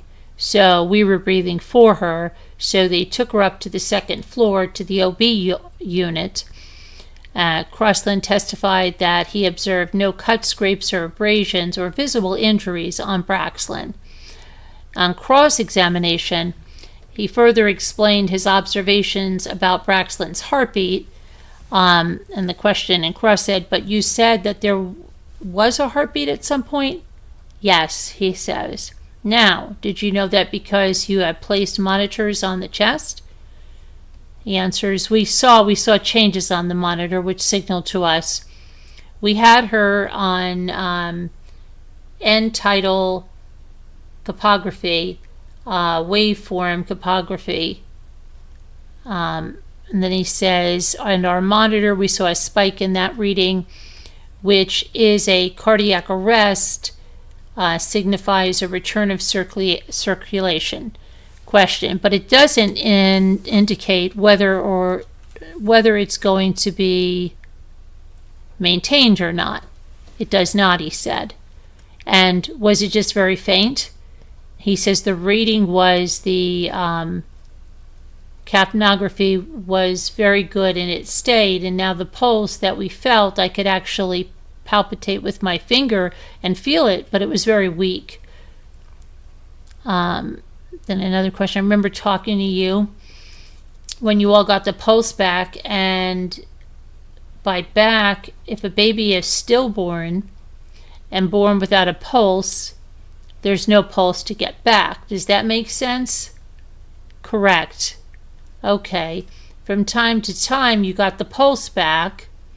You were excited and thought, we may have saved the baby. He says, yes. From Idabel back to New Boston, we were on cloud 9. We thought we had done something that, in all honesty, we thought was futile from the time we left the scene. But it's a newborn. We've got to do something. So when we got a pulse back, we thought, wow, this is awesome.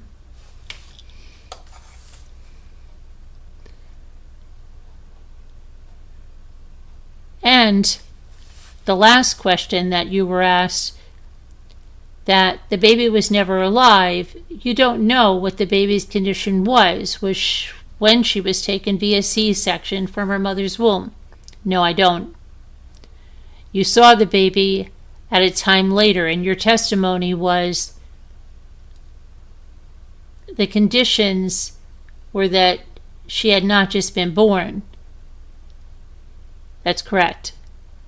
And if the medical records reflect that the baby's time of death was something around 1 o'clock p.m., that baby was alive from when you got the heartbeat back in the ambulance to the time she was declared deceased. Yes. Now, his testimony was corroborated by Dr. William Herron, the only doctor at McCurtain County, Oklahoma, that delivers babies. Dr. Herron testified that he had 41 years of experience, and he appears in there, in the medical field, and that he received a call to come into the hospital while still at home. Braxland barely had a pulse, and she had no spontaneous respirations when Dr. Herron arrived. Okay, Dr. Herron, in your training and experience, an infant, 7 pounds, approximately 35 weeks gestation, and is that an infant who, absent any conditions, is viable? Yes, he said. There, it also notes at 10:50 the pulse was 58. It says pacing. Is that because of the external pacemaker? Yes, he says. Dr. Herron further testified, and they said, okay, doctor, the questions I'm about to ask you are based on things that have been asked of other witnesses in the courtroom over the past couple of weeks. The baby, as we now know, was brought to the hospital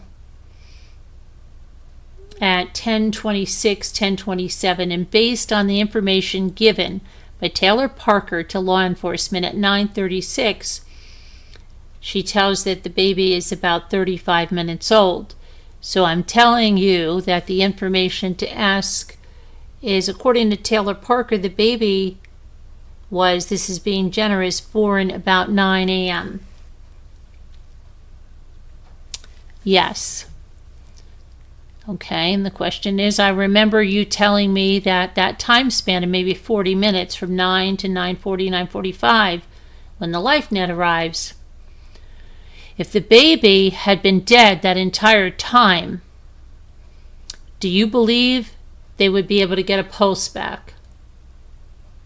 And he says, no. And then they ask him, I remember you told me that essentially logic tells you the baby was alive because they were able to get a pulse back. Yes. And later on redirect examination, they say, okay, so back to the original question to you on direct about if the baby was born deceased about 9 a.m. and the paramedics are not administering these life-saving efforts until after 9:45. In your expert opinion, do you believe they would have revived a stillborn or deceased infant? No, he says.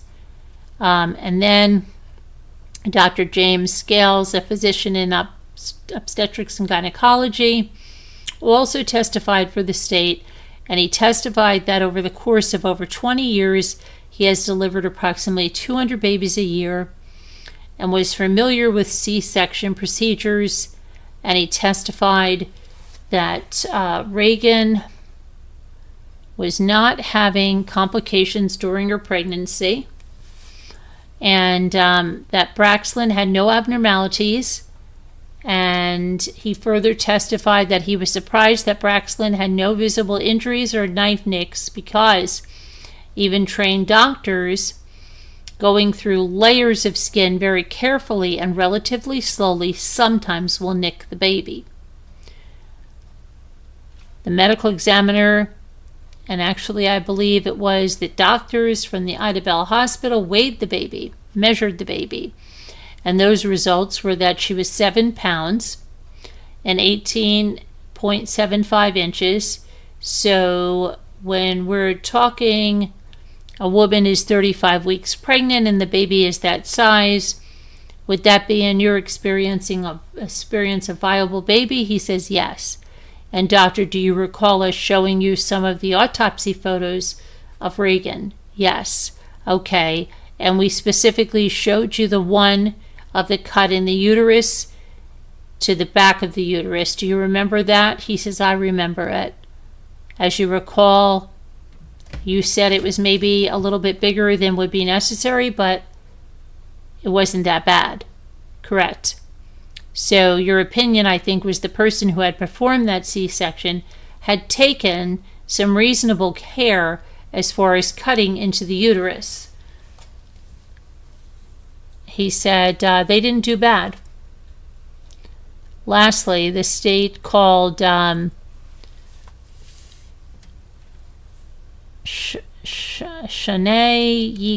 Yeager,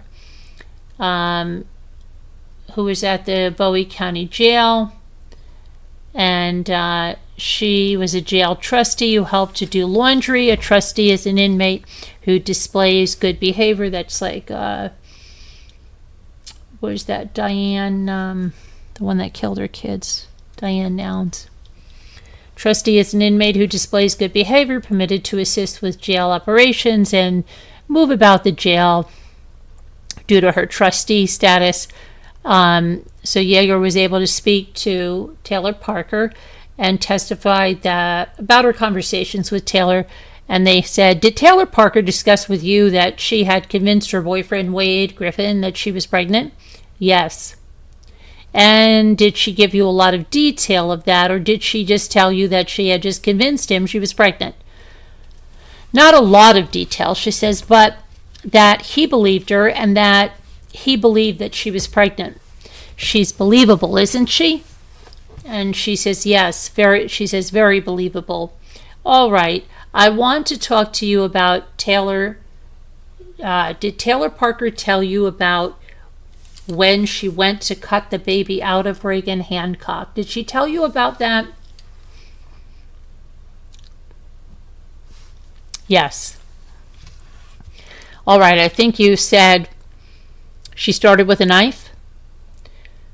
She started with a knife that was there, and it didn't work as well as she wanted it to. So she went to her vehicle where she had some sort of kit that she used on animals, and it had a scalpel. All right, so she had a scalpel, and did she use the scalpel to finish cutting the baby out? Yes. Okay, and then what happened after the baby was cut out? She said she placed the baby up against Reagan's cheek and told her, tell Mama bye. So the baby is alive? Yes, ma'am. And she told the baby, tell Mama bye? Yeah. All right. Did sorry, hold on a second. Did she tell you that she was, what happened after that, Shauna? Did she get in her car and drive and leave? She said she was going to go to the hospital.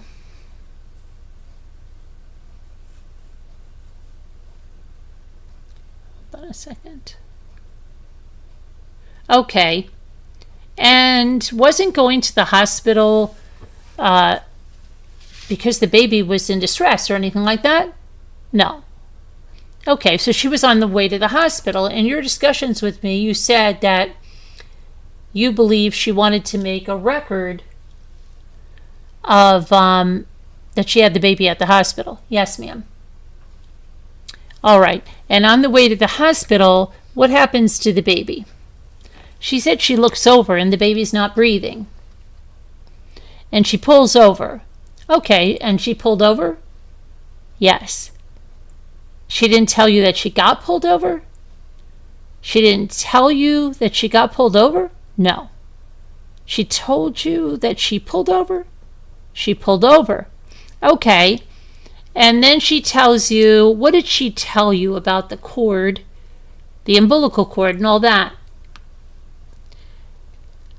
She says that it was coming out of her pants. And the first responders just assumed she had given birth with the baby, but she didn't tell them that she had. The answer is she didn't say that she told them. She said that they assumed because of the umbilical cord. Okay. And then the analysis there says that the evidence presented at trial, when viewed in the most light favorable to the verdict, was sufficient for a rational person to find beyond a reasonable doubt that Braylon was born and is alive. And based on Crossland's and Dr. Heron's testimonies, a rational juror could believe beyond a reasonable doubt that Braylon was not born in the vehicle, and Crossland testified the amniotic fluid on Braxton was dried and flaky. Furthermore, Crossland testified that when the umbilical cord was cut, the blood in the cord was already separated and clotting, and based on this testimony, a rational juror could have concluded that Braxton had been born elsewhere and sometime before Taylor Parker was stopped by Trooper Shavers, a rational juror could believe that LifeNet paramedics were able to restore Braxton's heartbeat. And Crossland testified that the heartbeat monitored on end-tidal capnography, waveform capnography signified a return of circulation, and Dr. Heron also testified that Braxton barely had a pulse when he arrived at the hospital. Based on the testimony, a rational juror could have concluded that Braxton was born alive. Okay. It goes on and on about that, but let's see what else they say. When viewing the evidence in the light most favorable, a rational juror could find beyond a reasonable doubt that Braxton was born and is alive at the time she was kidnapped. In her second and third points of error, Taylor Parker contends the trial court erred by denying her motion for a change in venue. Specifically, Taylor Parker argues that the trial court erred under the Code of Criminal Procedure and violated her rights under the Due Process Clause by denying her motion for a change in venue. We overrule both points of error. So they go on and on about that. We don't. Then the third point is the Due Process Clause that she put in there, and they overruled that. Let's see.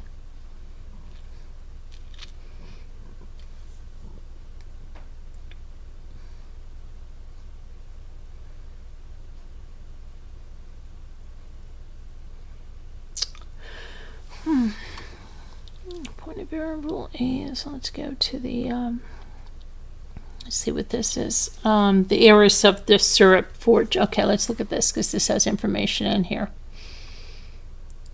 about the admissibility of evidence. So it says, at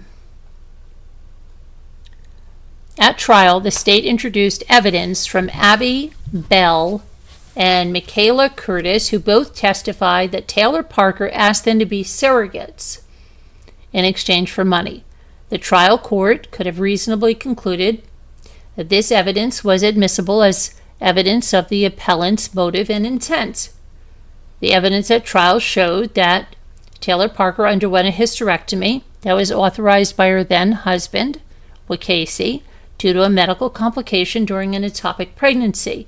After she divorced Wakasey and married Parker, she was unable to get pregnant, and she sought surrogates because she wanted more children. She could not get pregnant and needed surrogates, and that was relevant to the appellant's fake pregnancy and efforts to keep her and Wade Griffin together in a relationship. It was within the zone of reasonable disagreement for the trial court to conclude that the surrogacy evidence was admissible for the permissible purpose of establishing the appellant's motive and intent for murdering Reagan and kidnapping Braxton.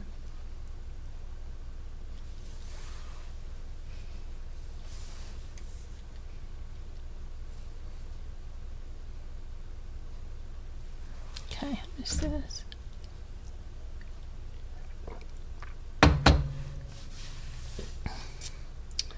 The state introduced evidence from Rusty Lowe, a real estate broker with Century 21, Harvey Properties in Paris, Texas. Lowe testified that in December 2019, a woman identified herself as Taylor Parker, or Taylor Griffin, called him inquiring about a 1,500 area tract of land. I remember this one.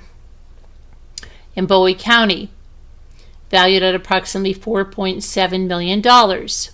Lowe testified that when he asked Taylor Parker how was she going to pay for the property, she responded that she was the heir to a syrup company. The trial court could have reasonably concluded that this evidence was admissible as evidence of the appellant's motive after having been rejected by the men in her life. The state sought to prove that Taylor Parker did not want to lose her newest boyfriend, Wade Griffin, whom she began dating in 2019 after her divorce from Parker.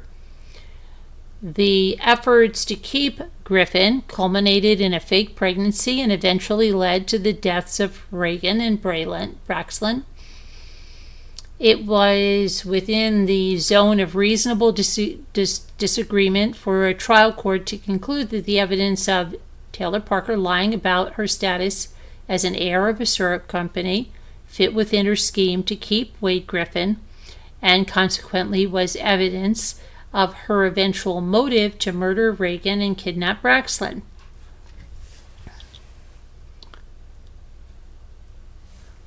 Okay, and then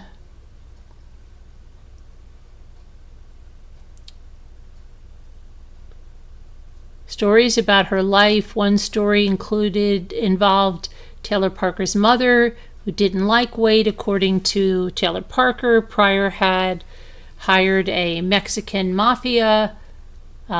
She said her mother had hired the Mexican mafia to kill her. Contextually, Taylor Parker created the story immediately after she and Griffin got into a tiff at a party and stayed separate for a few days.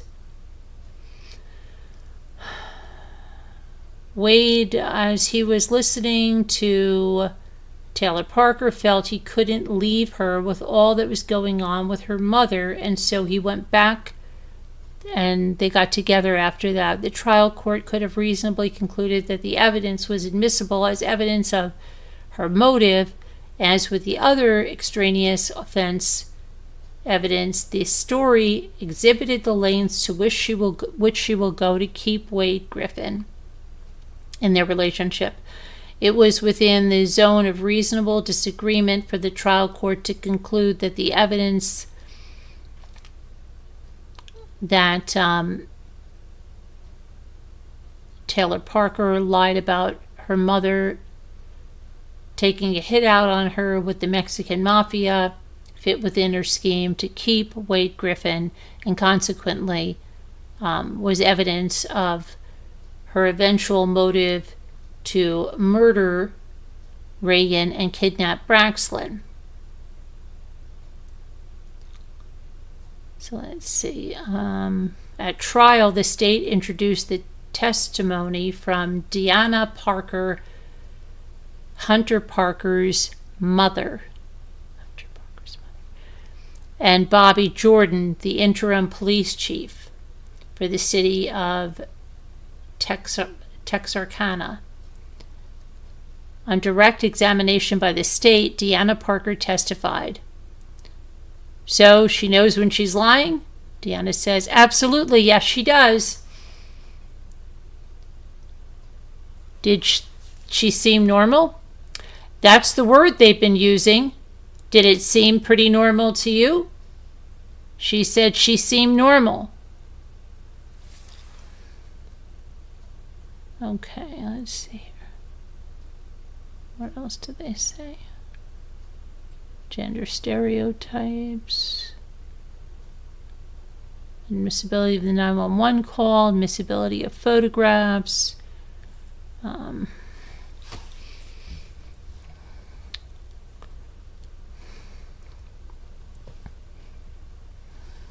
Prosecutor statements.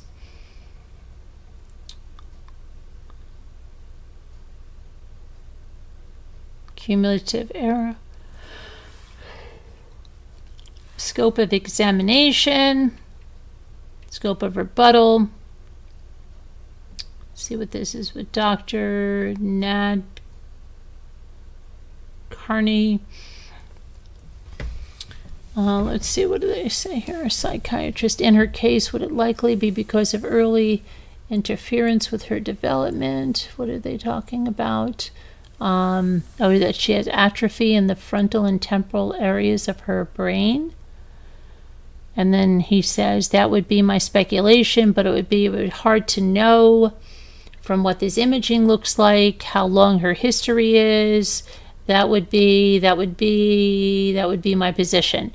Question. I think you described it as something that had been going on for a long time. The doctor says, that I can definitely say, right. I just can't say if it's developmental, like in utero or not, but it's been going on for a long time. And the dysfunction affects the way Taylor behaves? The doctor says 100% yes. Based on her analysis of Taylor Parker's MRI slides, the doctor concluded, and then the question, so this abnormality affects how the person processes information from receiving it and then acting on it? That's right, the doctor says. That's the main place where this happens. Then the question is, from what you know about the case, do you find that Taylor Parker has acted dysfunctionally as far as neurological or her brain is concerned? Yes. She has, the doctor says. She has what we would call a frontal lobe syndrome. I mean, a lot of features of frontal lobe dysfunction. Question, and it's actually an organic physical defect in her brain? Correct, the doctor says, and described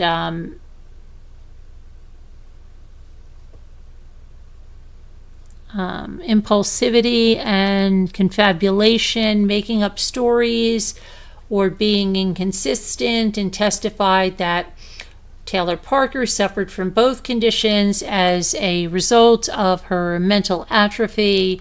The doctor opined that the conditions could be mitigated through medication, psychotherapy, group therapy, or supervision. And when discussing the potential success of treatment for a patient like Taylor Parker, the doctor testified. They said, how would you help one, hypothetically? The doctor said, like I was saying before, usually these patients need very intensive treatments. Psychopharmacology, which is medication, can be helpful. Individual psychotherapy can be helpful. Usually they need like comprehensive program, like a cognitive remediation program, and often they need supervision. Something like they would have in a prison? Supervision for sure, yes, correct, says the doctor. Then the question is possible therapeutic resources from psychiatric resources and things like that? Yes, says the doctor. And then the question is, and they could manage something like that in a setting like that? Yes. On cross-examination, the doctor testified, okay, the question was from the question here. You can't rely on anything she says, can you? Because she's a pathological liar. And he says, I think you have to take that with a grain of salt. Anything she says, that's right. And later, when discussing the facts of her crime, okay, this is the murder lead up. This is States 33. This is hundreds of pages of her saying to find a victim, her hunting at places where pregnant women are found. That's some pretty intense planning that I would think someone with these deficits you're talking about would have great difficulty. The way you are talking about Taylor Parker is how is she here? But this is the evidence. So she cannot be that dysfunctional in the frontal lobe if she is able to execute and put together and execute a plan like this. And he says, do you want me to question? Yes, that's a question. Okay. Do you want me to respond? So she doesn't have cognitive deficits in the sense that, in terms of her specific cognitive, she can plan what she's going to do tomorrow. She can plan things out in the future, but she has, I think what you're showing actually is evidence of the frontal lobe degeneration. That people engage in schemes like this when your frontal lobes don't work. An example is the impulsivity. Like I said, it's planning illegal behavior. That's all part of that frontal lobe dysfunction. Okay, and I think to kind of wrap that up, Does Taylor Parker have the criteria to meet the diagnosis for antisocial personality disorder? No. Does she have the criteria for narcissistic personality disorder? No. Does she have all the criteria for histrionic personality disorder? No. And does she have all the criteria for borderline personality disorder? No. Is that why you would use the word condition rather than disorder? Well, yeah, it's considered to be a mental condition because it affects the person, the quality of their life, the stability of their life, the ability to maintain relationships, to maintain employment sometimes, these sort of things, but they don't have a full-blown disorder as we diagnose it. When examining all the evidence, the doctor said, after the question, so based on everything you've looked at here, what we're talking about, the possibility versus the probability, I'm not going to ask you the ultimate question, is there a probability? But in your opinion, in everything that you've looked at, is Taylor Parker a future danger? He answers, if I said yes, I could not support that on any kind of literature, study, or information that I have. So that means my answer is I cannot predict that she will continue to be dangerous. Now, she will be an aggravation, and she will be manipulative, and she will continue to lie. On cross-examination, the doctor testified, they said, so when you say she has traits of antisocial personality disorder, what traits are you saying specifically that make you think that she has that? Answer, the tendency to be involved in illegal behavior, to run con kind of issues, to claim things, to manipulate regarding finances, to her benefits, things that are antisocial or asocial. Okay, so you said that somebody with antisocial personality disorder that conduct is knowing that somebody's conduct is wrong, but not caring or wanting to change it. But would you say she falls in that category? Well, I don't know whether she does or not, actually. But because of the type of personality that she has, and with the pathological lying, people with that condition don't change that of their own volition. Well, I mean, and then he answers, that doesn't necessarily come under antisocial. The pathological lying is unlikely to change, particularly not without extensive treatment in a setting in which she's not going to find it available. Question. She told a correctional officer after she was convicted, so this would have been October of 2022, that she had to sit in here for 3 weeks and listen to her be shamed by us with a bunch of lies. That is not somebody that is remorseful or taking responsibility for their actions, in my opinion. Would you agree with that, Doctor? Well, that statement certainly doesn't indicate remorse. Right, but I think it's also, that statement is just a lie, says the doctor. Well, sure, but I mean, you're saying you saw her in October of 2022. That statement was made in October of 2022. So she is telling whoever, whatever, that she decides to tell them that day. The doctor says that is, she has a character deficit, and that's cut from the same piece of cloth. Okay. So when you're talking about she's going to be manipulative and continue to lie, okay, and that situation sets up a very dangerous scenario for the other inmates at the correctional officers and correctional officers in a prison setting. Would you not say that? The doctor says it could. In rebuttal, the state called Dr. Proctor. Dr. Proctor testified that he did not see any evidence of mental disease or deficit that would qualify as something that he would include in his report.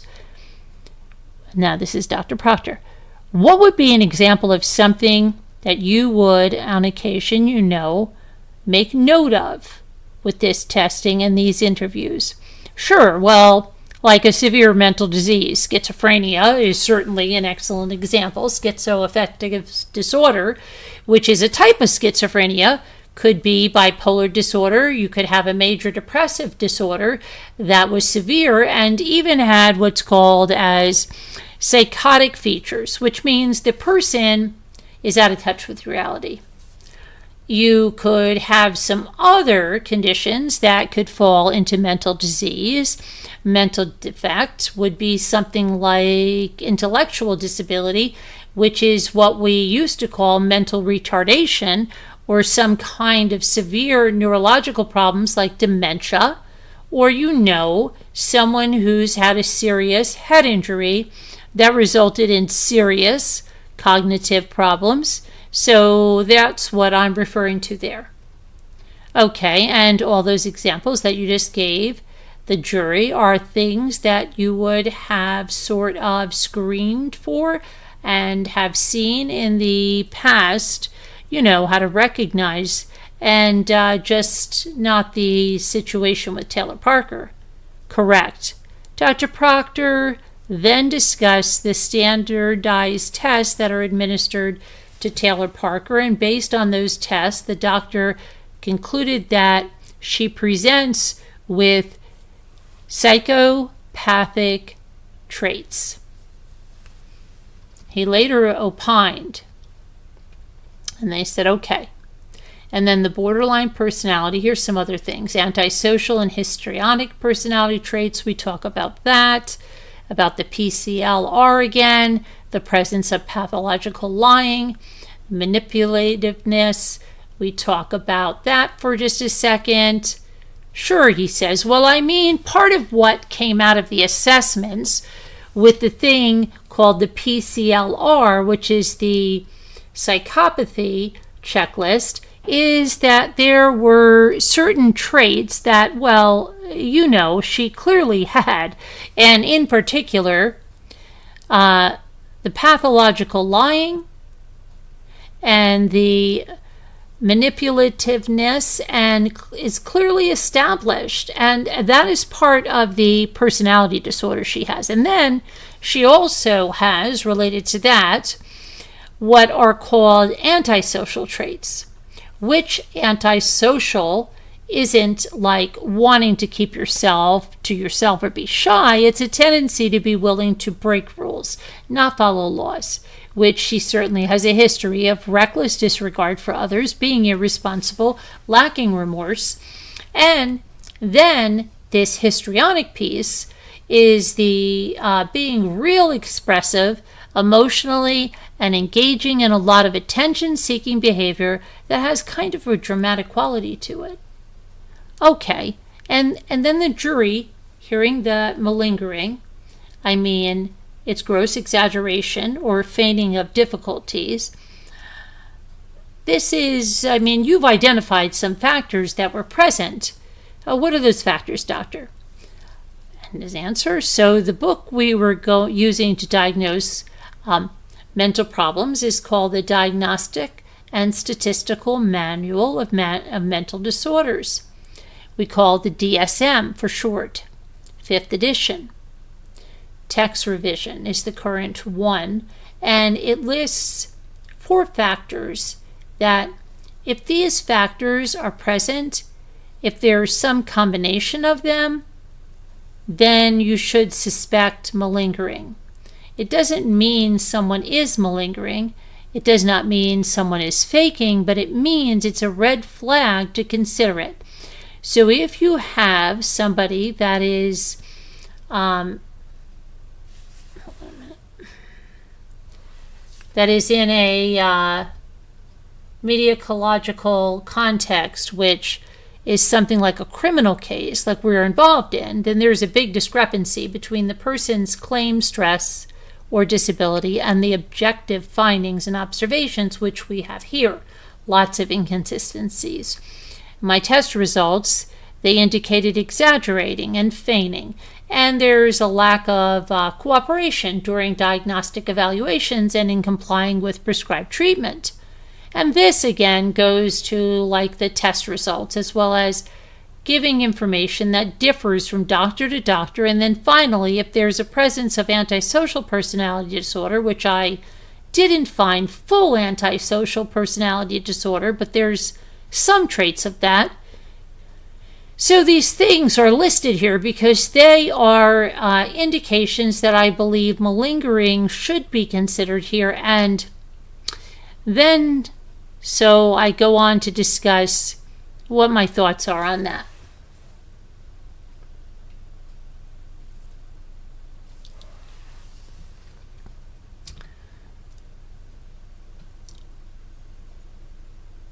Okay, let's see what here is. So, conclusion, finding no reversible error, we affirm the judgment of the trial court. So yeah, she lost the appeal. But I'm going to see here who's even listening to me right now. Are you guys, hi Ariel, you're still listening? Okay, so lots of stuff going on. Hi Samantha. Hi 61, how are you?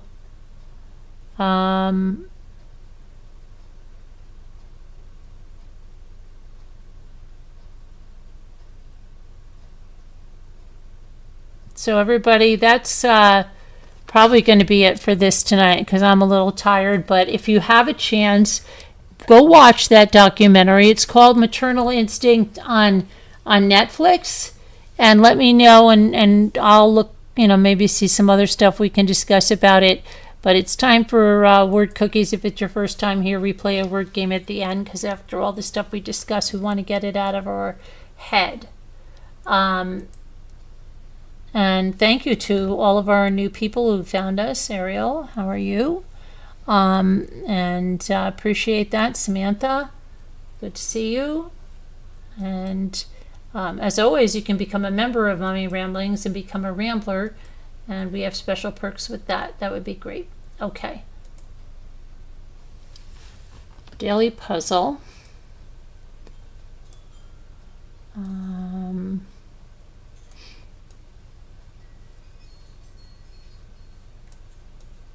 So let's see here. Free reef is right there, right? About ream. Mir. Uh-oh. Okay.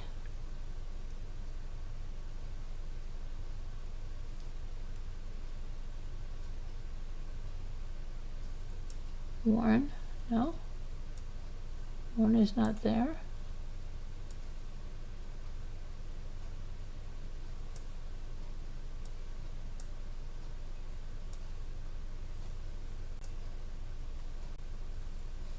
Oh, there's our murder of crows. There you are. I was losing it the other night. You were not around. Foreman.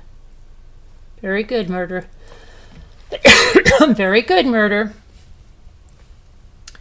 Okay. And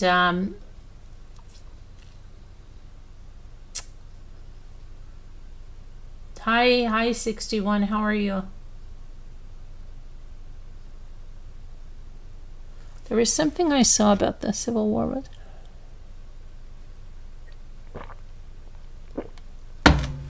Oh my goodness.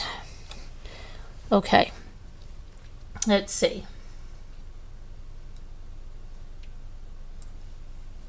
You blanket out on me? You're giving up on me already? Come on, murder. Murder.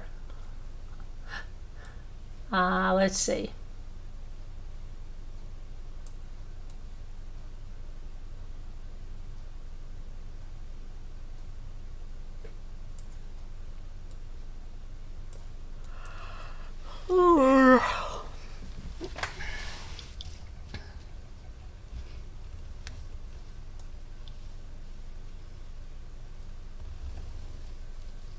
I'm good. Hi. I had my first swim in the lake today.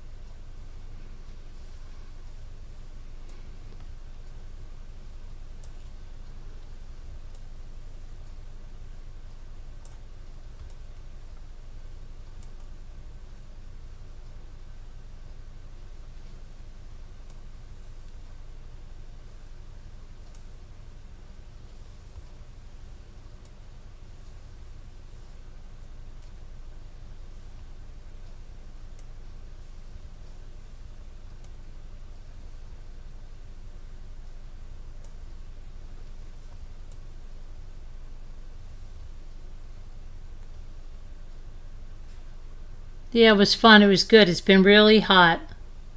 It's been really hot the last couple of days.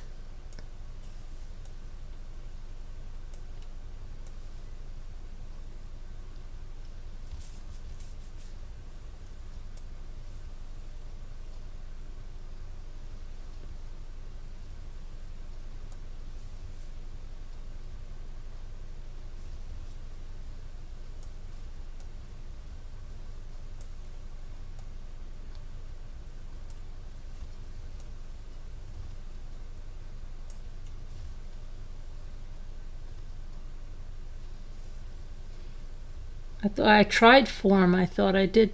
I thought I did form. I thought I had that down there. Okay, that's weird. I thought I did that.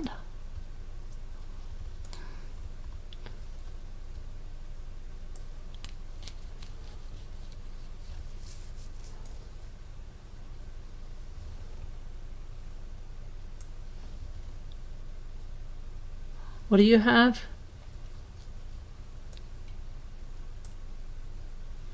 What do you have, Neem? Oh, wait. No.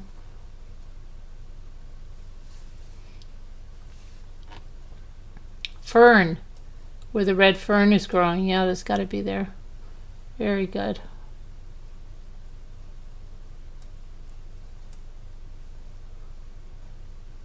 Norm? Yeah. Okay, very good. Murder. Very good. I tried more and it wasn't there. Wasn't even an extra word. Isn't that crazy? Isn't that crazy?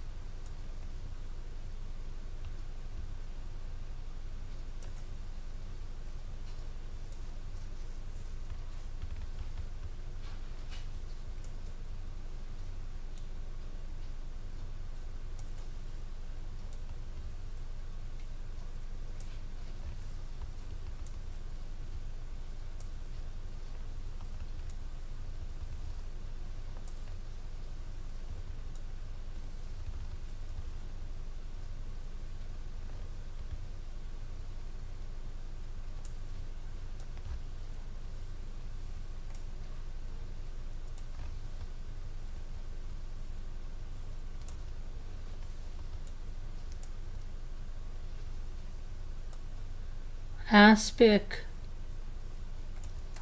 Very good.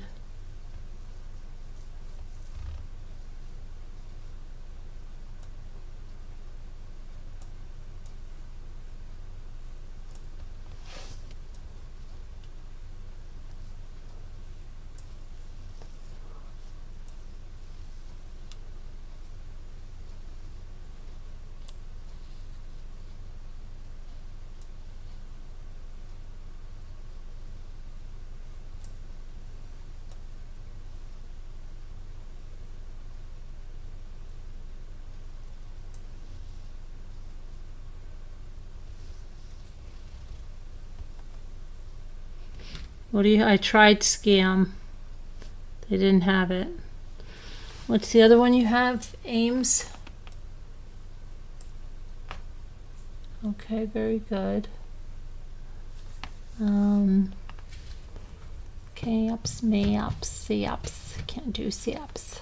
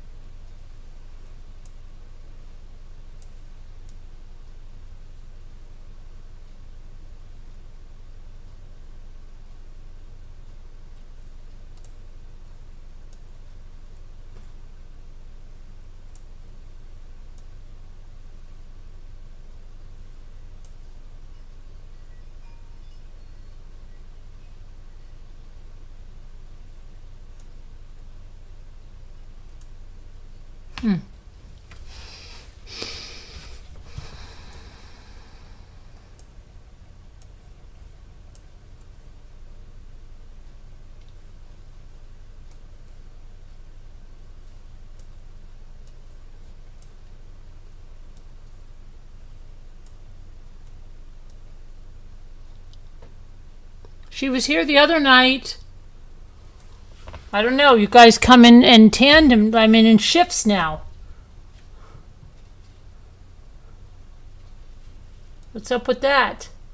She's here, you're not. You're here, she's not. Are you the same person?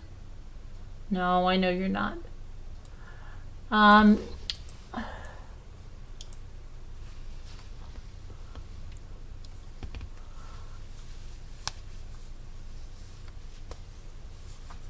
She was here, it was last night or the night before, and you were not. No, she was here.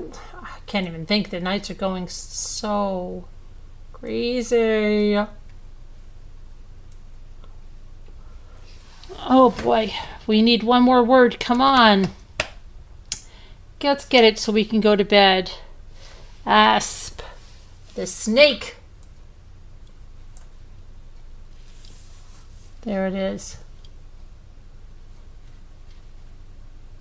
Let's see what we got here. Anything?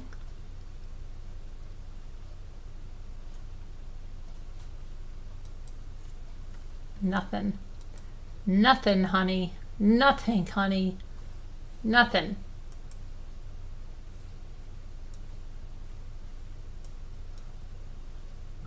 I don't know. Why did I just open up a new one? I can't do that.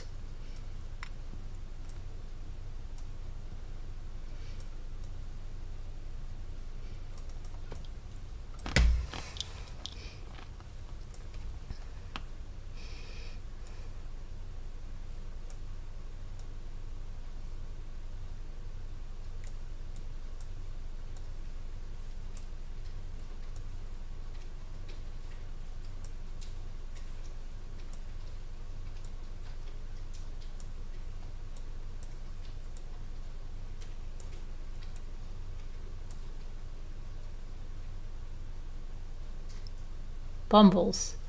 Bumbles like a bumblebees. And bumble, right? You bumbled it, you fumbled it, you bumbled.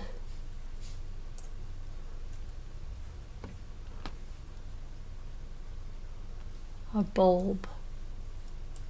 And a bulbs.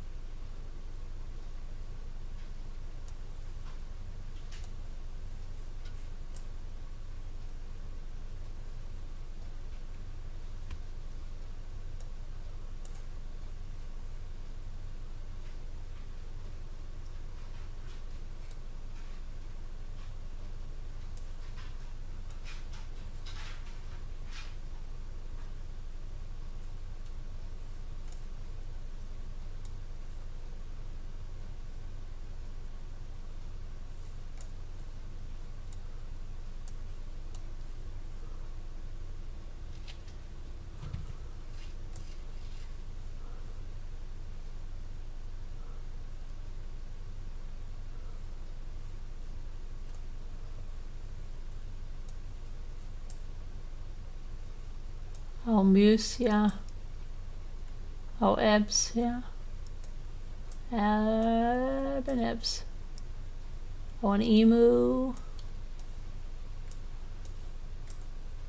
That was it? Oh, it's good.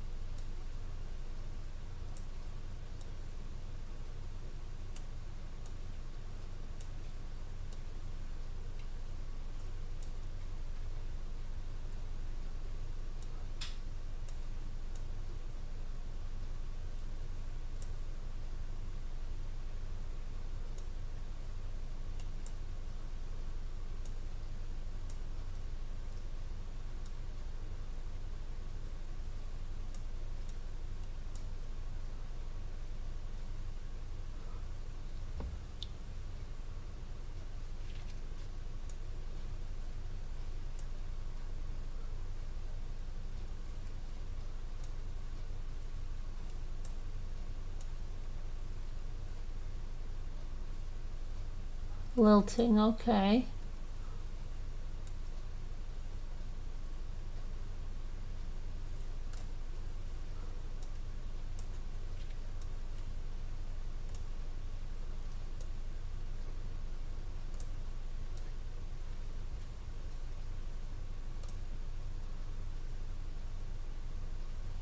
Tiring.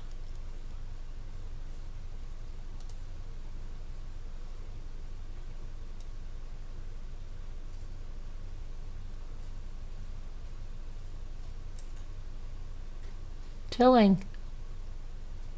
Oh, you said that? Okay, I just didn't see it. Okay.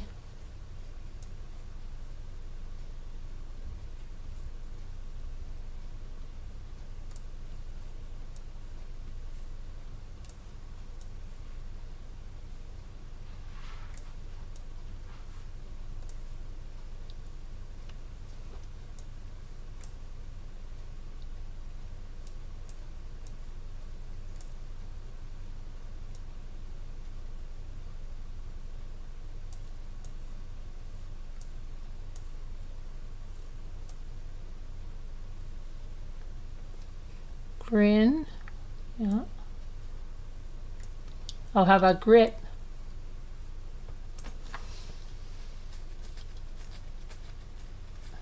Right.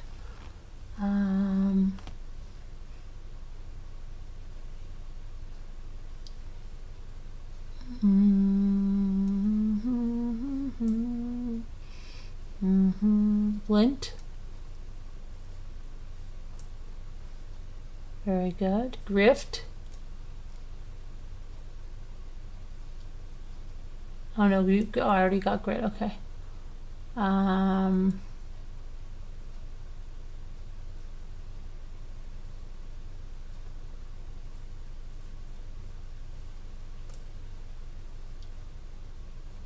Girt. I got that. G-I.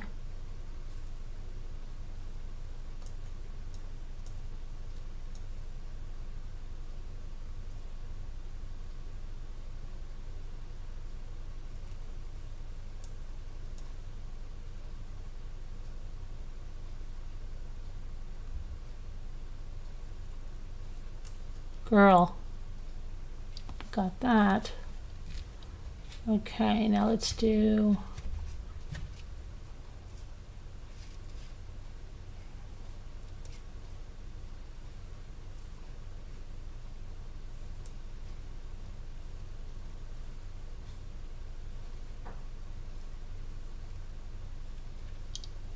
ting. Mint tingling. Remember that? It's got ice cream mint tingling. I don't have it. Tiling.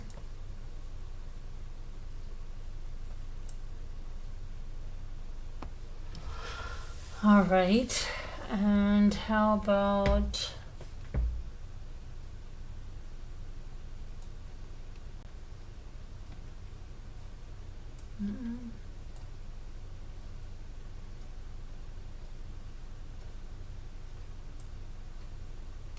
Riling. Oh, you got that too, murder. I always get it and I look over there and you've got it. It's crazy. What is it? Real? Real. Very good. That was good, guys. Good, guys. Why am I doing this again? No, we can't. We gotta go to bed.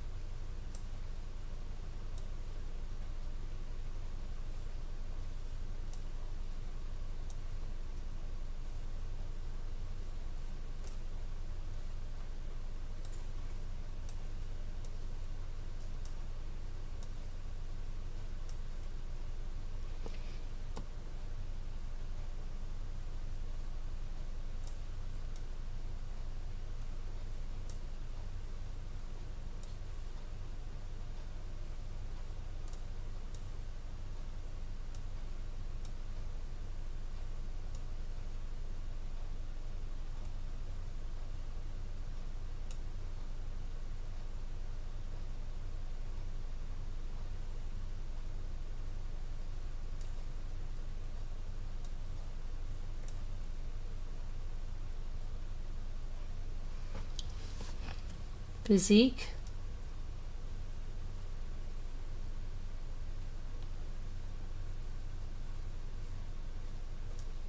Very good, murder.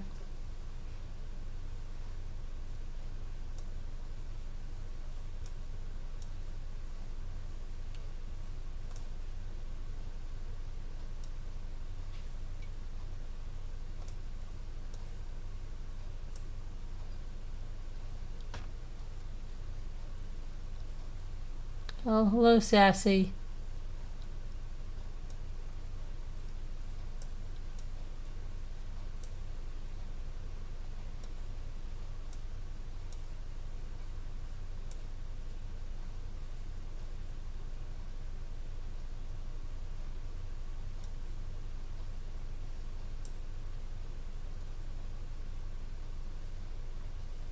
Hype, yeah, they didn't have that. It didn't work. Equip. Very good, high. How about equips? Good. Spikes. Oh, wait, there's no K. Quips, yep, that's there. Pushy, I put that there.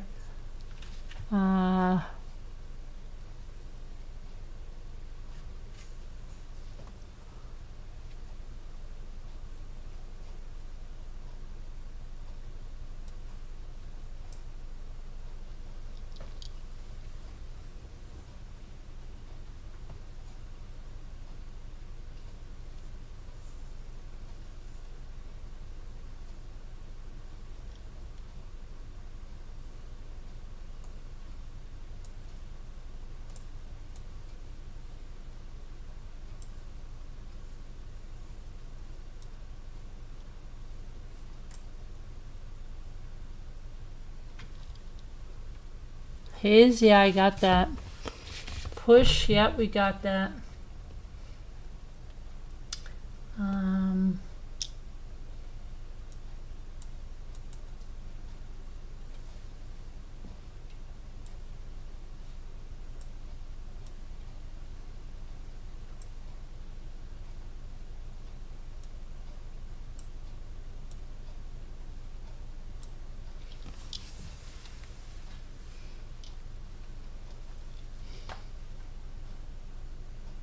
Pushy, yeah, it wasn't there.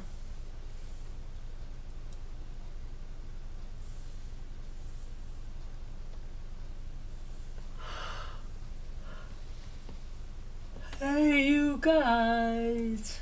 Yeah. Very good. Hi. Oh, murder.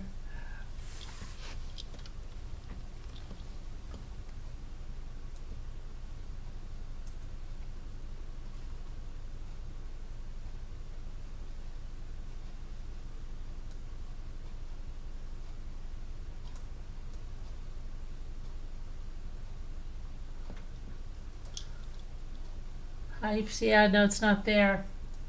I tried it. Say, look. It's extra.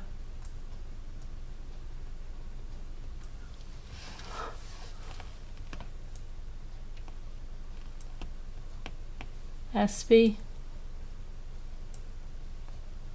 Very good. Yipes. Extra.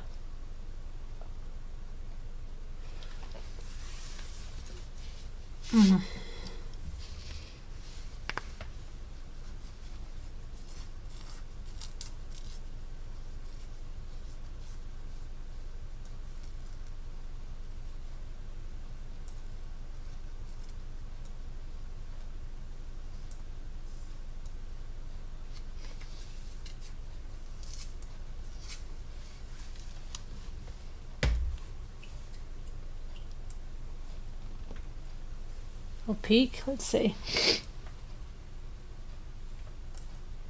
Very good. High. Good murder. We have to go to bed. We cannot do any more. The next one is hard. We have to wait. We have to wait. You guys, I said we have to wait.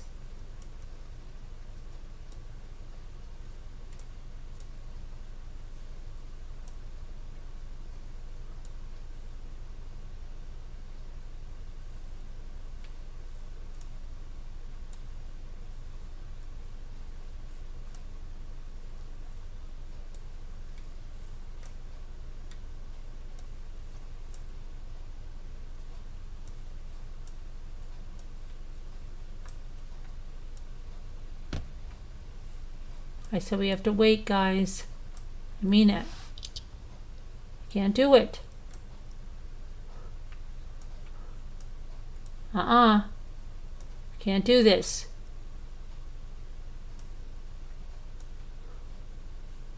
Murder, why aren't you listening? I said we can't do this now. What the heck? You're incorrigible. This is not good. What is going on? I said we can't do it now.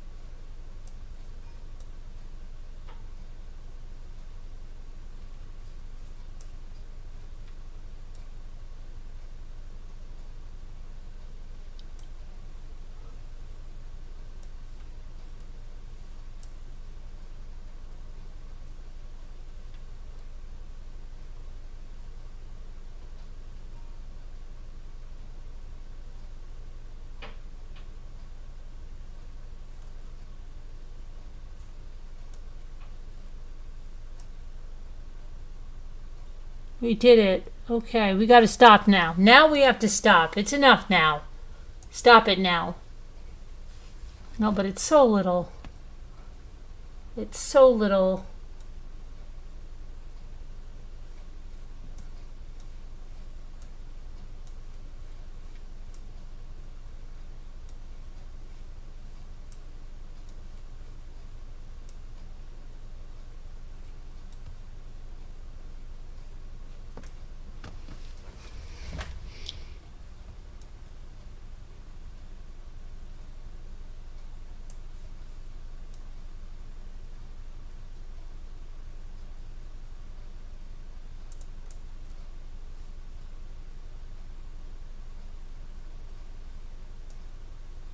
Manage murder. Oh boy, murder.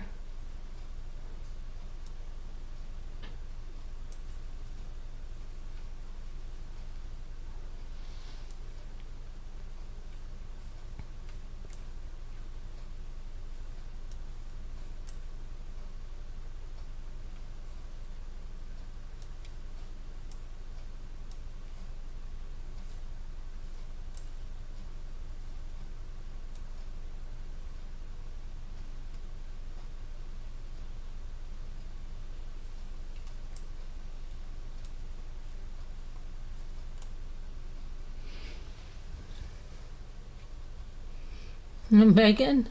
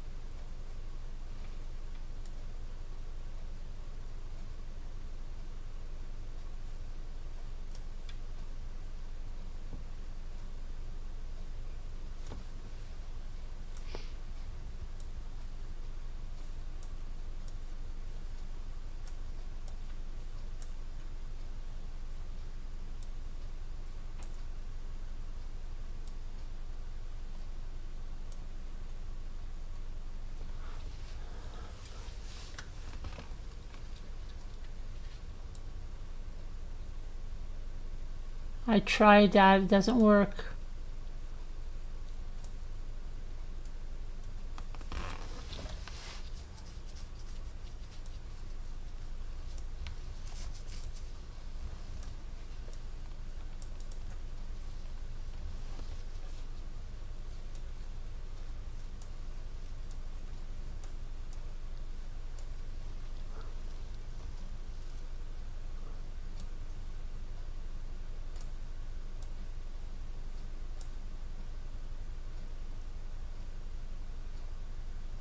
Oh gosh, we all got name at the same time. Oh my gosh, that's crazy.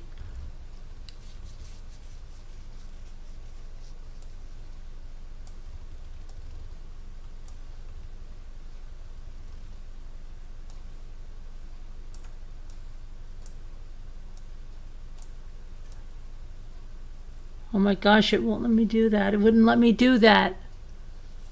Very good. Okay, now we got to go to bed because we just can't do anymore. No, we're not doing it. We're not. That's it. We got to go to bed. Okay, good night, everybody. I love you. God bless. I can't even speak straight. God bless. Prayers. I got to go to sleep. You guys have to go to sleep. Murder, you don't have to go to sleep because you're on the other side of the world. You can stay up. And we'll see you all tomorrow. I love you. God bless. Thanks for spending the time with us. We'll see you tomorrow. Everybody be good. Be well. Love you. See you later. Alligators and a wild crocodile.